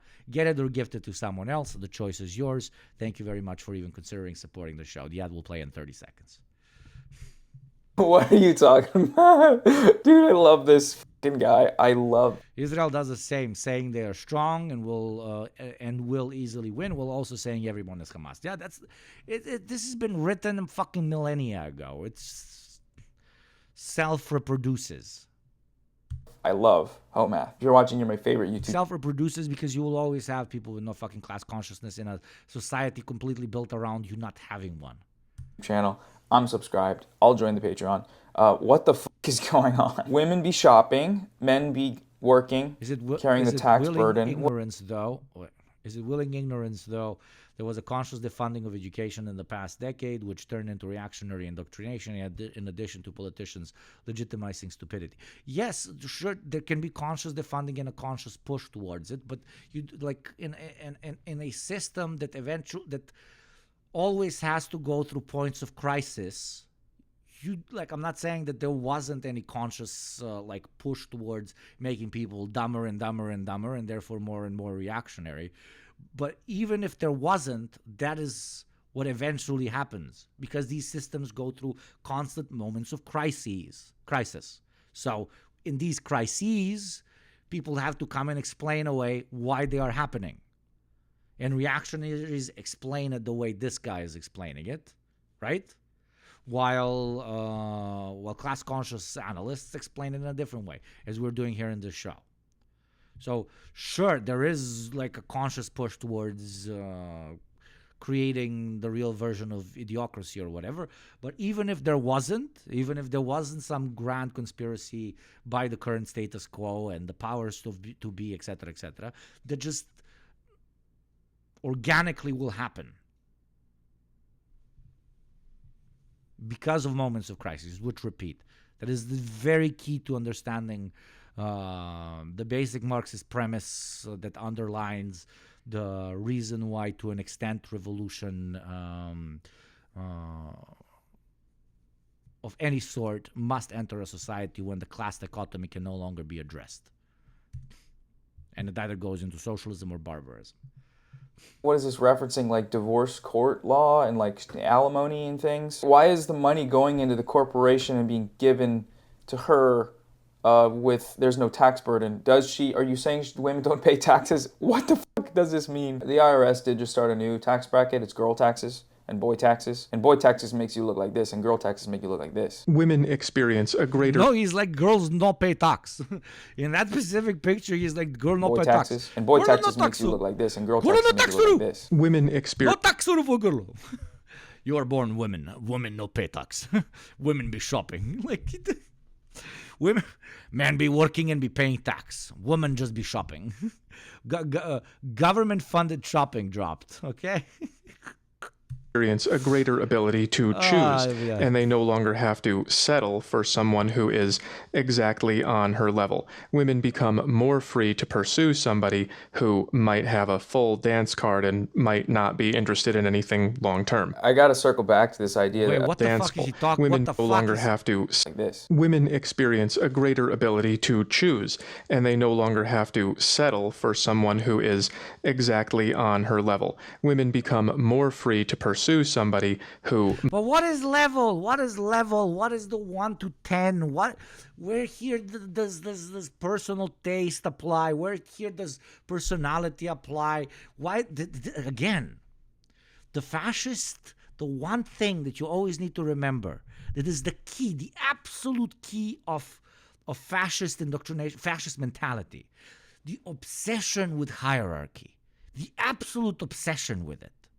The thought that the Homo sapien species we belong to innately and fully, naturally, always has to classify itself as better and worse than somebody else. Always. And that also apparently applies to the fucking dating world. Might have a full dance card and... It's a Dex build, you don't understand. Might not be interested in anything long term. Who might have a full dance card and might not be interested in anything long term. But so what? You can be a...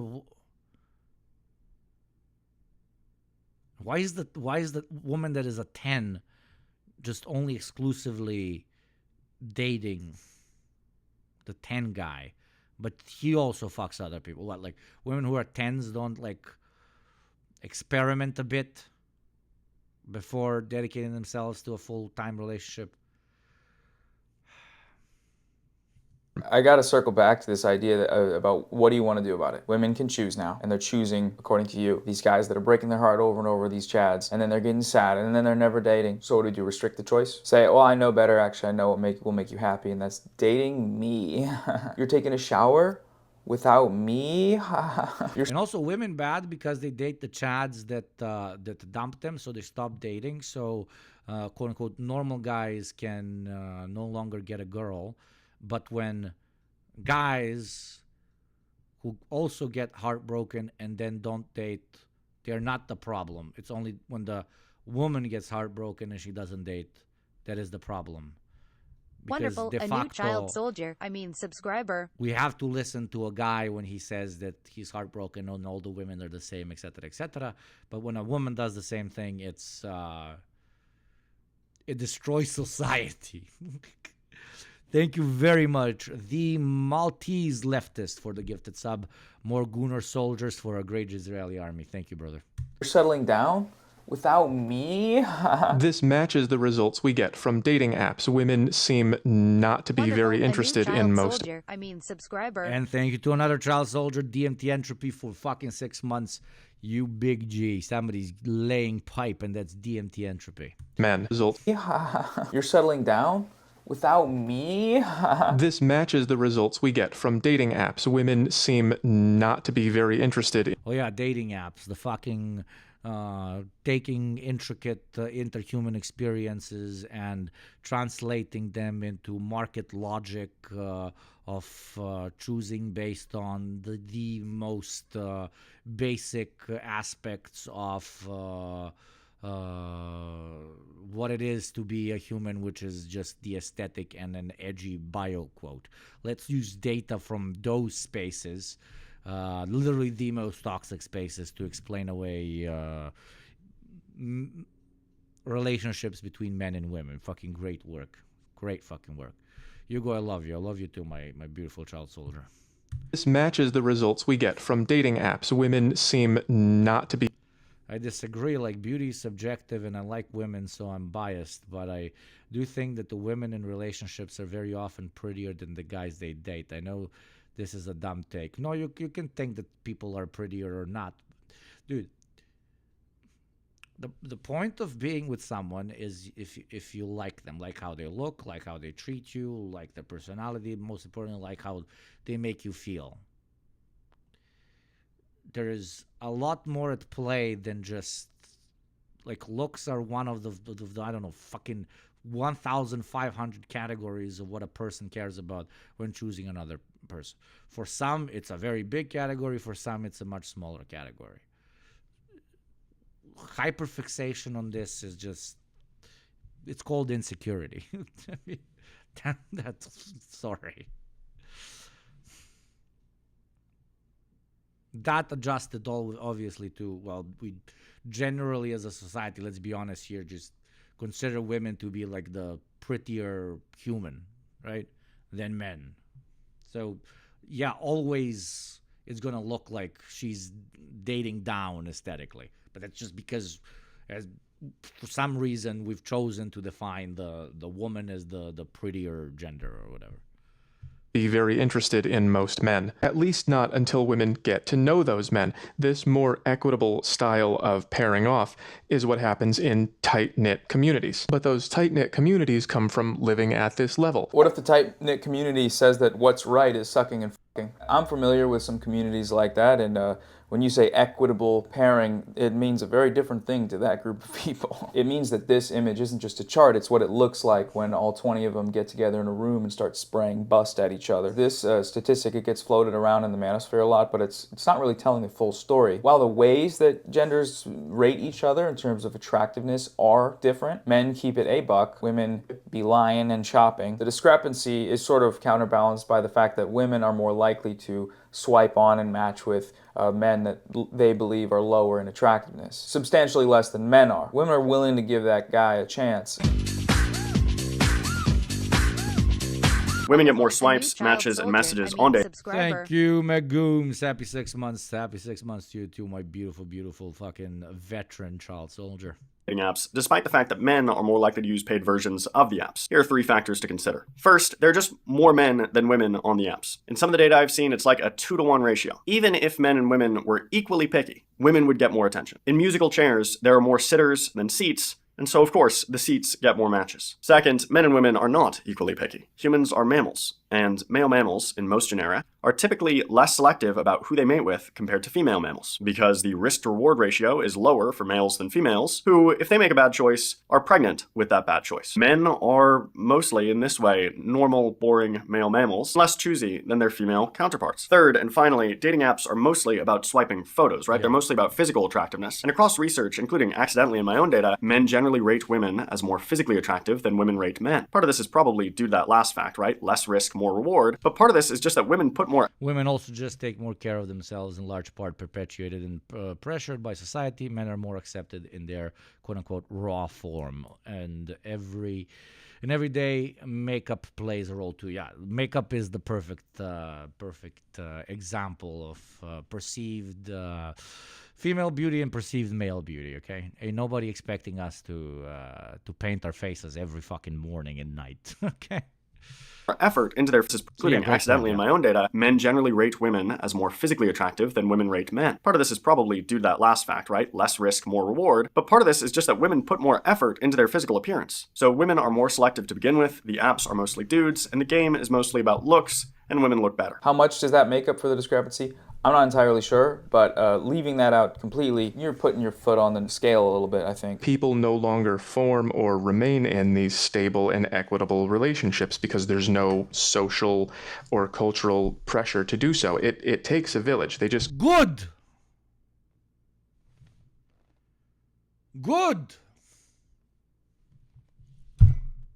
Why bad?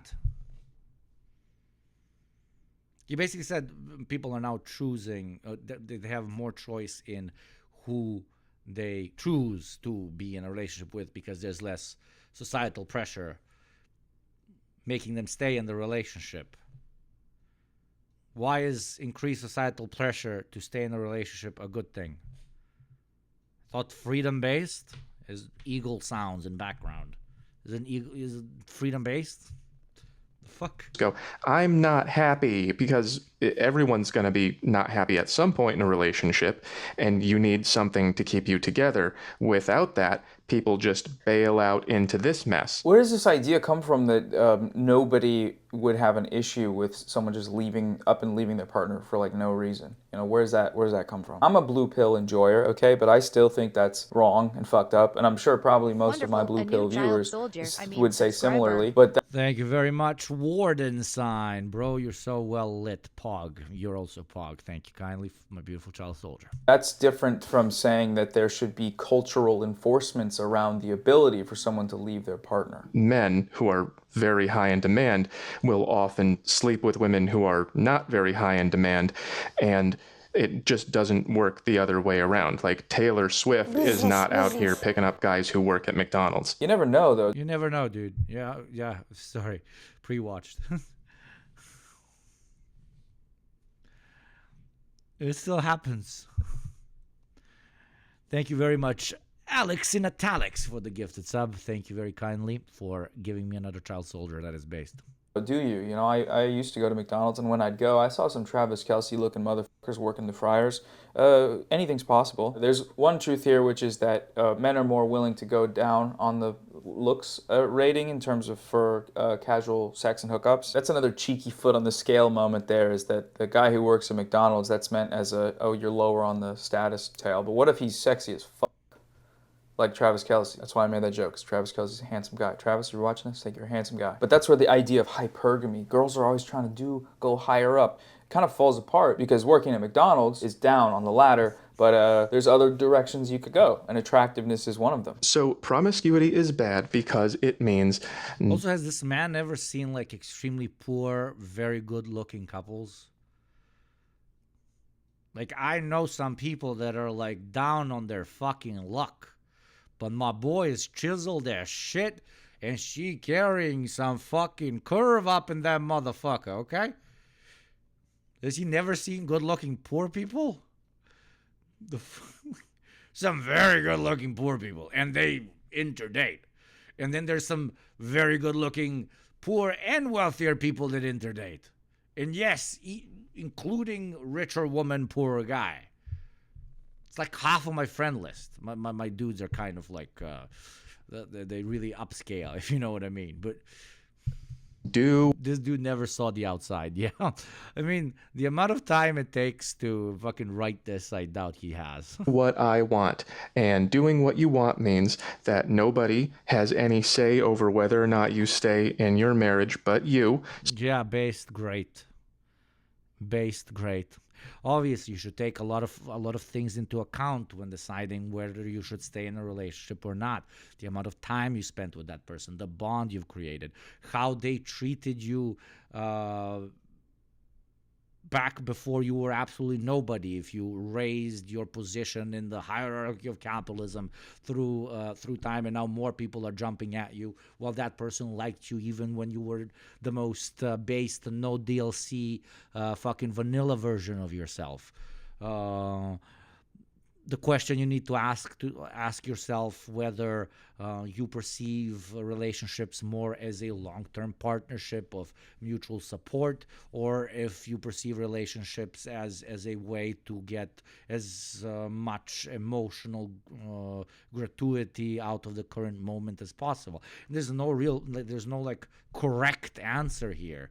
It is on you to choose. It is on you to choose when you should forgive somebody for cheating on you. It is on you to choose if cheating should be a negative thing in a relationship as a whole. It is for you to choose whether you should sign a public document in front of the government that you are now in a marriage with another person. It is on you to choose whether it makes sense to leave someone even after they made a mistake after 20, 30 years or not.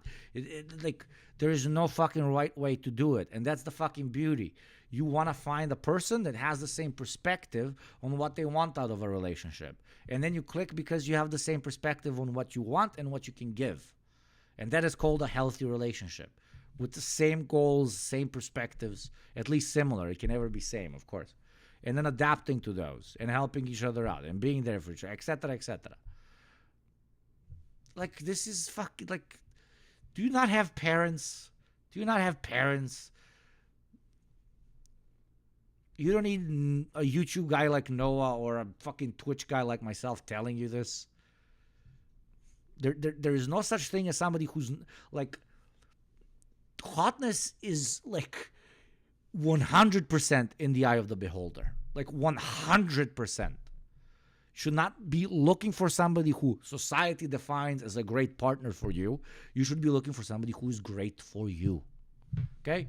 Society thinks they're ugly as shit, but works for you for some reason. Fuck yeah, go for it. Society thinks they're a fucking stupid loser, but you don't think so because you understand their life a bit better.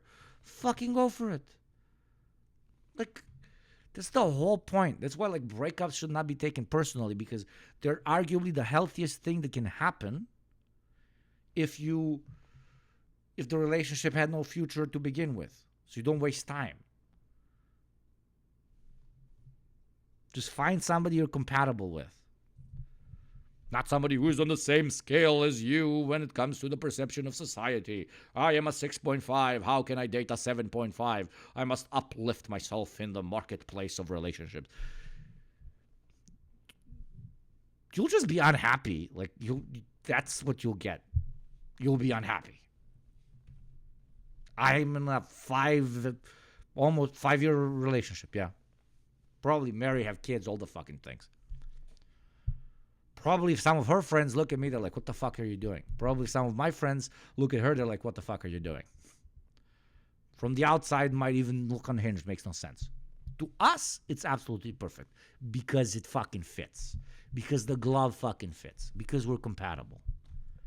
And to some, she's an 8, I'm a 2. For others, I'm an 8, she's a 2, blah, blah, blah. But if you concentrate on that, like, you're treating a relationship like buying a car. It's fucking stupid. But more importantly, that will make you unhappy. As we can see, look at my boy. My boy made a whole fucking graph about it. This is who you become, okay? So as soon as it feels bad, you're going to leave and you're going to jump into this disaster where you're going to go look for the best you can get, and you're going to convince yourself that this guy almost married you even though he would never be seen with you in public. And then you're going to get your heart broken so many times that you're just going to start hating men, and you're going to go, all men are the same, all men, even though you're only talking about these men. And these men down here are so complete. Why are those men 10s, 8s, and 9s? Like, adapted to the worldview you're building. So these are horrible men that treat women horribly. So in the perspective of women, these men should have a different grade. No, I know why you're not changing it. Because you're so insecure, you think job title and physical fitness is what defines your dateability fully. That's insecurity. No other fucking word for it. That's pure fucking projection and pure insecurity. Because you're looking for reasons why people aren't dating you. Fucking hell. I have a fucking gut the size of fucking Mount Rushmore. My woman has a fucking ab, like a six-pack, like she doesn't give a fuck, because they make her laugh sometimes. A woman probably wouldn't give a fuck if, I don't know, you have a fucking unibrow. But she will if you're fucking making fucking graphs about the dateability of women and men destroying society because whores or some shit. Like,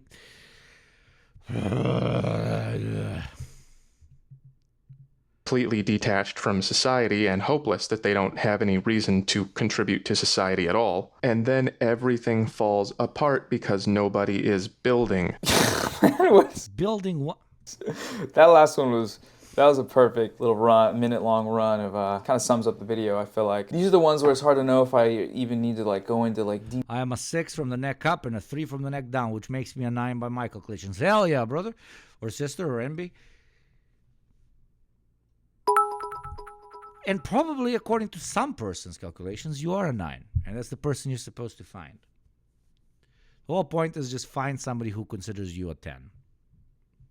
Don't grade other people. That's debunking, or if it's self-evidently that this is just kind of weird stuff. The real-world example that you could point towards here that connects with what's being said is that because the trend of young... I mean, it's a cliche. We're all a 10 to someone. It's a cliche, but that's it.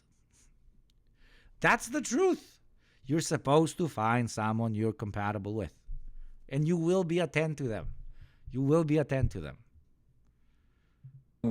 Because if that wasn't the truth, old couples wouldn't exist. Because you both eventually become a 1. From the definition that these fucking freaks have of what makes a 1, what makes a 10, what makes a 5. People would immediately break up the second they're old. But no, obviously, these guys will give me an explanation that, but when you're old and ugly, you have no other choice. Unless you're a based alpha male with many monies, then you have the sexes with the young women's.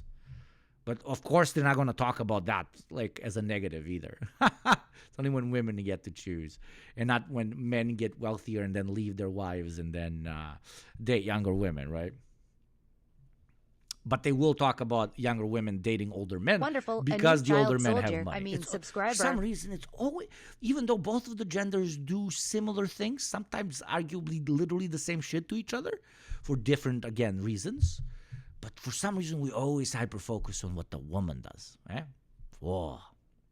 Thank you, Yanagibashi, for the gifted sub. As always, fucking, at this point, you've built most of my Gunnar army. Being single and sexless is rising. And because men generally function better while in stable relationships, and because that situation... What you're saying makes sense, but can this guy be a 10 to someone, especially with these views? The insane part is yes. There's just enough people. There's enough people. And you can find a disgusting enough person to whom Adolf Hitler is like a 10 out of 10. And from Adolf Hitler's perspective is also a 10 out of 10. But in their case, they're most likely related. Situation is associated Isn't that crazy? Yeah, it is. It is. With less connection with society, NEET, non-employment, and or in training. Like, that's all true stuff that is happening. It's just, again, back to the question of what do we do about it? What are you going to do about it? I'm more of the school of thought of get in the gym, be a positive force on the world. Don't think too much about sex and relationships, or when you're struggling with it, that's a recipe for disappointment constantly. Focus on yourself, kings. But based on the philosophy being sort of etched out here, the answer is to return to tradition. It's not controversial to say that promiscuity is increasing. What is controversial is how much and why it matters. But all the bad things you would expect to see are there. The birth rate is dismal. People are getting married later than ever. Rudyard told me that once that number reaches 28, it's bad news. So we might be stuck. So far as two history sources are this guy who said something and this other guy who said something.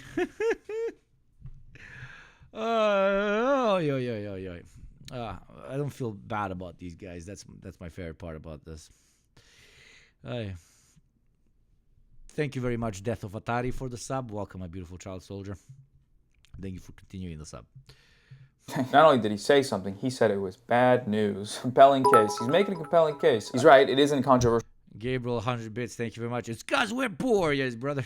Was to say that promiscuity is The women's like all the rich men. I don't like the poor man. How about we create a society where there isn't necessarily any rich man?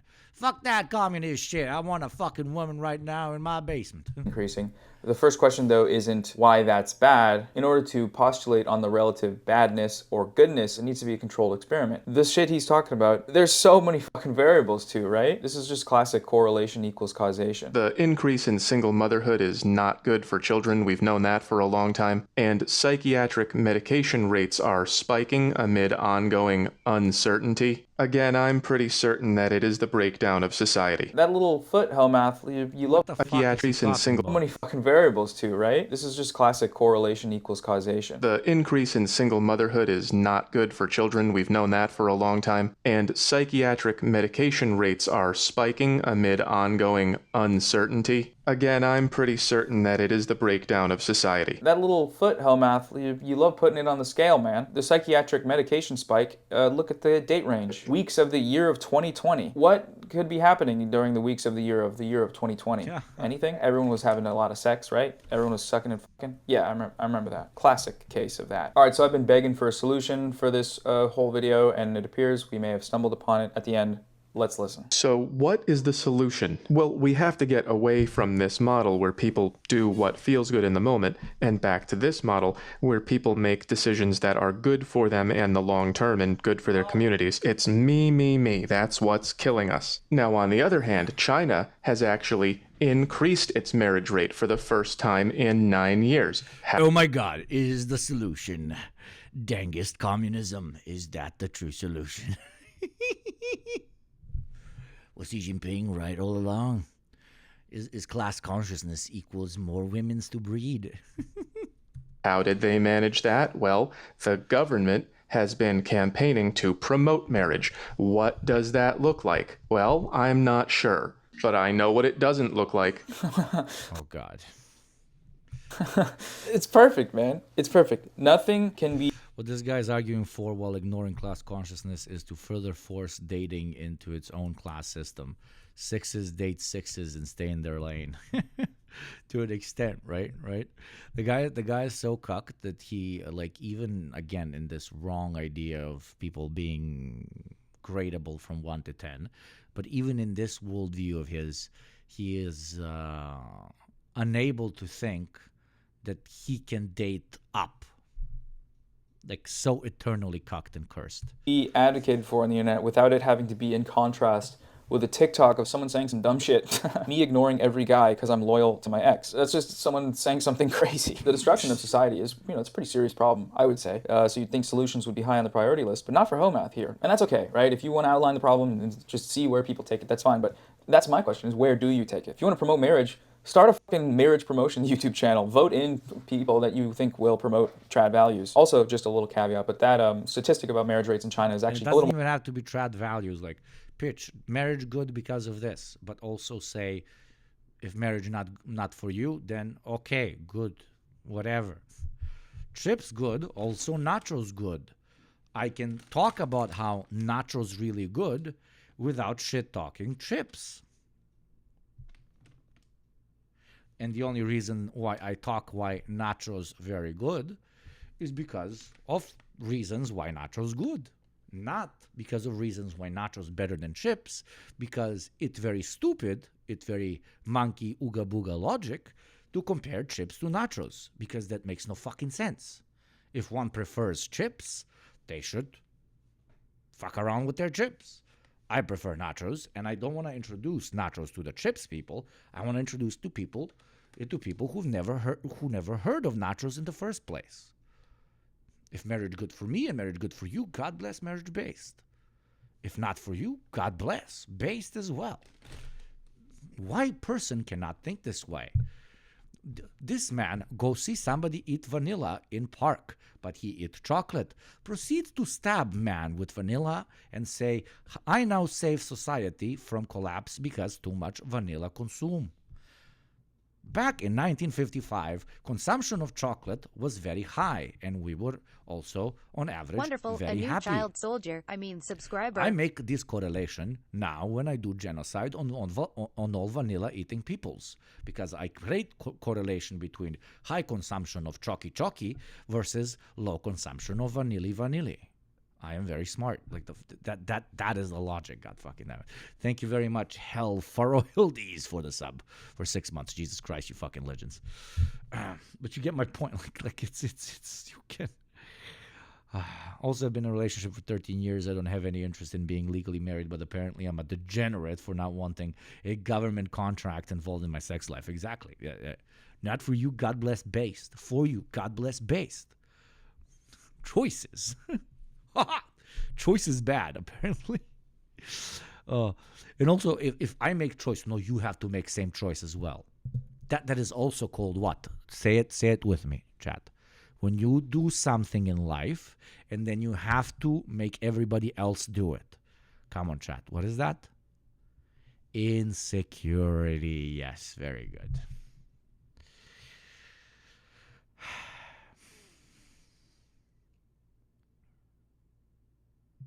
More complicated than he's making out to seem. Just came downstairs to my office and heard a voice.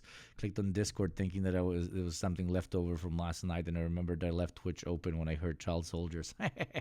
What goes unmentioned here is the myriad of other factors that likely influenced this uptick, namely lifts in pandemic-related restrictions, Chinese cultural influences regarding abstinence from marriage during certain years, 2022, the year before the uptick, being one of them. The uptick has been described as an overdraft on this year's marriages. The article Home Math provides is somewhat unclear about exactly when and how this marriage promotion campaign was undertaken, but elsewhere it has been noted that actual material incentives were implemented by the government, things like improved childcare systems and parental leave policies. Yeah.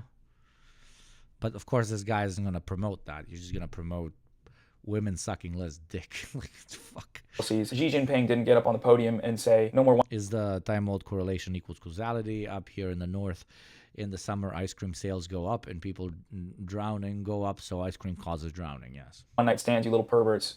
It was other stuff. Also, divorces went up, which sort of goes without saying. That's just more evidence that quantity over quality is important. You know, not every marriage is perfect. I have referred to this phenomenon of women going after guys who won't commit as being stuck on her highest setting. It's also called being an alpha widow. It's when she remembers one guy for... Being an alpha widow, chat. Are you an alpha widow, Chad? Because I'm only a beta widow.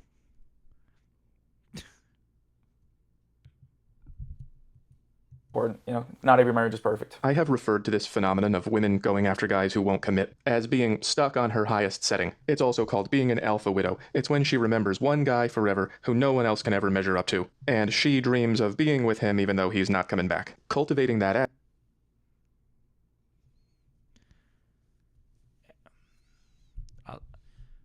Men also do this sometimes.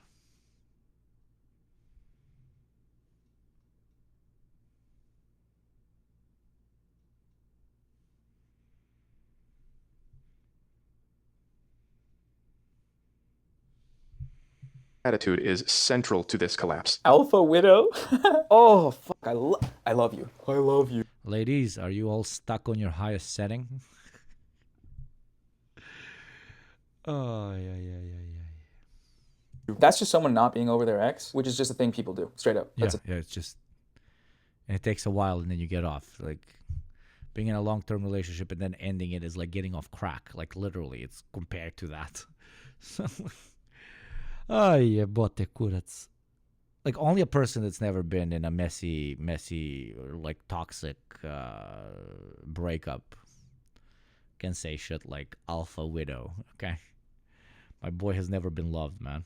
Thing people do. I think this content can be very easily identified with by a lot of people because he's describing an insecurity, something Or that he was the toxic one. Exactly. She wasn't stuck, or he wasn't her high settings that she got stuck on. Like she, they broke up, and then she dated somebody else, and then she broke up with that guy. But she became obsessed with that guy. A new child soldier. And he's like, why wasn't she obsessed with me when we broke up? Well, talks. Hey, yo, finally got into the Imperial Core. Yes, brother. Yes, brother. And unironically, like when people told me like, Hassan is gonna be in the box, I'm like, fuck yeah, we're gonna switch the streaming times. I'll finally get what I usually get, my 700-800 people. But no, he adjusted to the American streaming time. God fucking damn it. It's okay. I love him. People are insecure about being compared to former partners, of not adding up, and of potentially being left for an ex. That's fucked up. Doubly fucked up if that's happened to you, which if you read through the comments, it seems like it's happened to, some of the people in the comments, which makes sense why that message would resonate with them. However, that's not something you overcome emotionally with HOMAth. No offense to HOMAth. You don't fix that with content. You fix that with communication in real life, ideally friends and family. If you can make it happen, a therapist would be good to unpack some of that shit. It's one thing some beer with a bunch of friends, okay, friends, okay, friends, okay. To see your girl texting her ex and be like, wait, what's up? To have some skepticism about that. It's another thing entirely to obsess over the idea that she's thinking about him all the time, 24/7, for no reason, with no evidence. That, I think, is one potential, tangible, harmful effect of just these types of videos. Resentment, charging it up, and compounding insecurity, which, again, insecurity, from my perspective, I think from a lot of people's perspective, isn't the sexiest thing. Jealousy is a pretty normal thing in relationships, but unkempt, limitless jealousy that turns into like full insecurity, not sexy. And if you're worried about getting cheated on, being less sexy and being obsessive and untrusting for no reason, I don't feel like that's not going to help your chances of not getting cheated on, I'm going to finish my point with just a few examples of what this does to the minds of Western women. Yes, even grandma.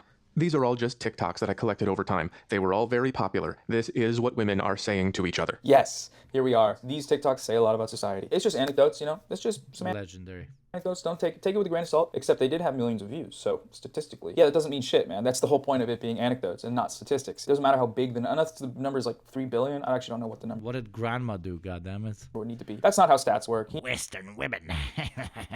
He knows that's not how stats work. That's why he threw the caveat. Western grandmothers. in there, but it's a meaningless caveat because he's still using the stats to back up a video whose central narrative is women be shopping and cheating and we gotta return. Here we go. Celebrity crush. She says, all that work and what did it get me? Because she pulled her celebrity crush and doesn't like regular people anymore. So she pulled her celebrity crush, but could not keep him because she's not at his level. And now that is her... Oh my God, I didn't see the keeper, sleeper, sweeper. Oh God, did you see this? I'm only seeing this now. Oh, and he color-coded them. Oh, that's why some are red and some are...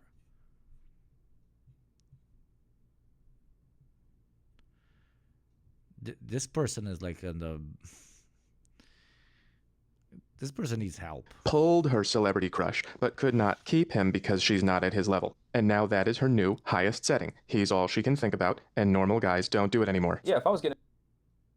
Yeah, but it also happens to men. Know someone and I saw that TikTok on their page, red flag for sure. I'm peacing out at that point. Corollary example here, man has a first love ex who he loved very much and was the most attractive person he'd ever dated. Who's going to compare to that? Who knows? But that's a thing that happens with men. It being a celeb is a very specific thing, which that's probably a percentile of actual people, but same general concept. Someone that should not be going back out and dating, who does, and then does weird shit like that. Here's another. She's singing Gotta Whisper Cause I Can't Be Too Loud. She says this even though she posted it to the internet. She knows she's going to drunk call the guy she really wants at her bachelorette party. I made this video a while back about a guy who proposed to a girl twice, and she said no twice, but she still wanted to be with him. And he got frustrated and said, what is she waiting for? And the answer was probably another guy who she wanted to come back and replace this one, even though he was never going to do that. I love the chat. Yeah, that's called being a piece of shit, being toxic, being an asshole. Woman, man, doesn't fucking matter, okay? Not knowing what you do, what you want, leading somebody on, just being a piece of shit. But that's called that's genderless, okay? It's being a piece of shit. It's being a piece of shit. Being a piece of shit. Why are we gendering being a piece of shit? Shit, very famously genderless, okay? Woman poop, men poop. Poop usually looks the same, okay? It's literally the old school woman does a thing, oh my God, all women. Man does a thing, oh, that's normal. Never all men, you know? Ad drawing, that is the penultimate sexy guy. I'm not going to criticize your doodling. I really like the format. You got to draw a better sexy guy because that guy looks like Roblox Jeremy. Dutch boy from Brabant, thank you very much for the sub 4 minutes ago. I didn't notice it. Apologies. Fragrance. And she already knows this is her intent. Also, an ad is playing now. I forgot to pitch it.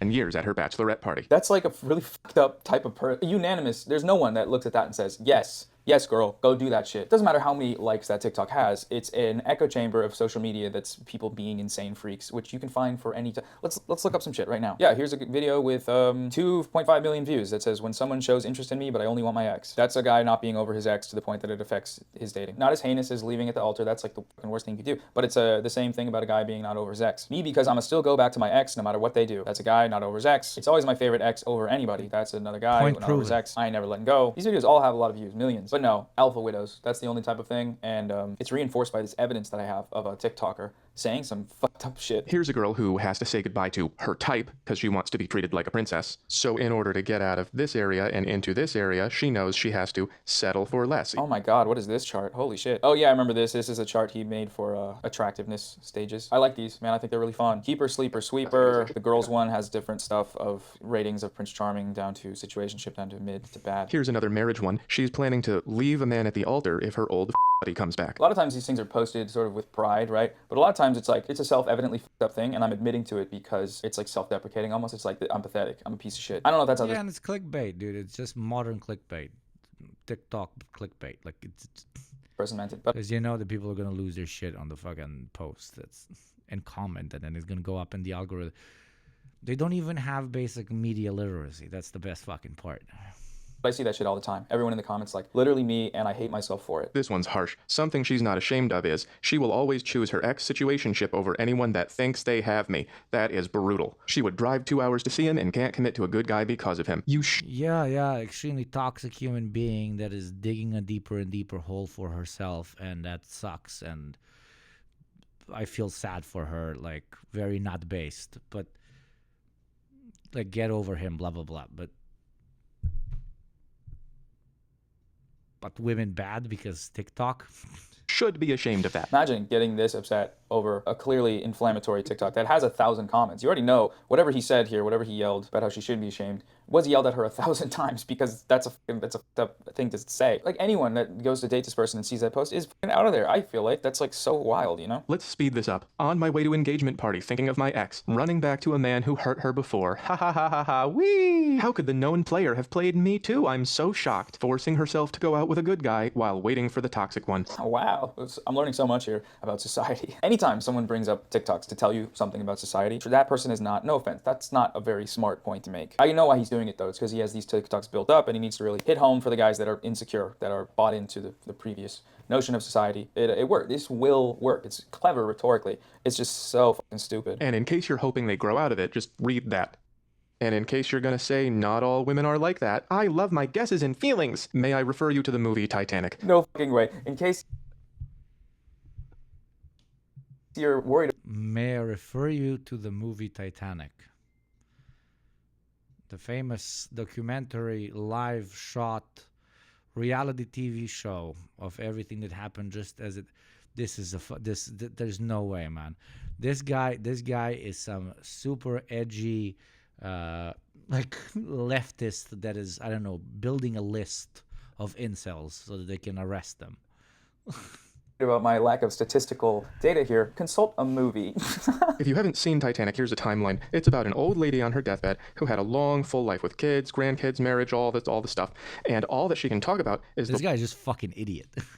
That's it. That's my deep dialectical materialist analysis.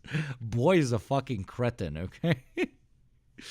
One time that a homeless guy f***ed her on a boat. Box office smash. Do you see this blue line? That's Titanic. It beat Avatar. It beat Jurassic World. I don't know why that's there. But you see how these lines kind of die out and this one keeps going? That's how much women love the guy who is never coming back. They prefer him to the guy who proposed twice. That is why Oh my god, this guy's fucking vegetable, man. The movie is so popular. Every woman I know walked out of that theater saying, I want to fuck a homeless guy on a boat. I want to resent my man for the rest of my life because I fucked a homeless guy on a boat, and he was young Leonardo DiCaprio. Was he the one she fucked on a boat? I don't remember the movie. I should actually go back and watch it because this is an important point to be able to debunk because it is statistically relevant how many people watch Titanic. It really says a lot about society. That is what happens when you let people do what they want instead of making them do what is right. We're letting people do what they want, and we need to make them do what is right. Make them, as in you don't get a choice. See, I just can't get on board with that, man. Prioritizing your selfish lower urges, what do I want, causes social decay. It's as simple as that. I mean, yeah, if everyone's doing just what they want without thinking about anyone else, that's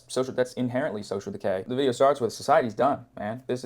Everything's gonna crash and burn. But in order to back up that humongous claim that promiscuity is gonna be the thing that causes that social decay to the point of society collapsing, very different, very different. I say go for it, try your best. In this video, that does not happen at all. Look, I don't know, man, this video tired me out. I sometimes have trouble telling when I need to talk about shit or when I need to laugh at shit. And if my brain's turned off, I can't I'm so done, chat. Oh, and they just came back.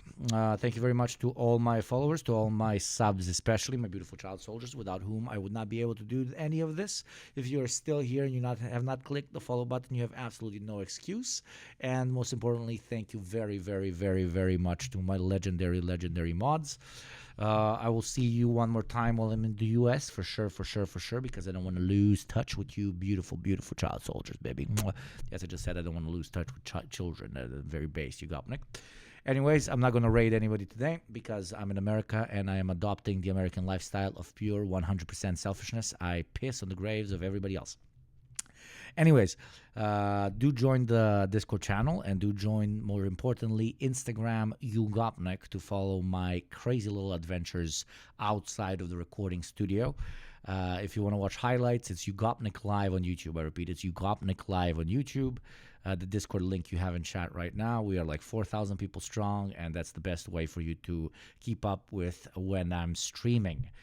Next week when I'm back from the US, I plan on streaming for 4 or 5 days in a row, so look forward to that, and look forward to another stream here from the good old US of A. Anyways, now I'm going to go increase my diabetes and cholesterol levels by consuming food that is probably not intended for human consumption. Instead, it's intended for American consumption. I'm going to be drinking some beer that's not intended for human consumption, but instead American consumption. Thank you very much for joining me.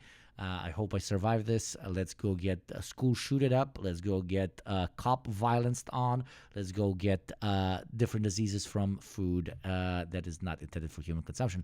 Thank you very much for joining me. Again, thank you very much to the subscribers. I would not be able to do this without you. And thank you very much to the mods. See you soon. Bye-bye. Many kisses.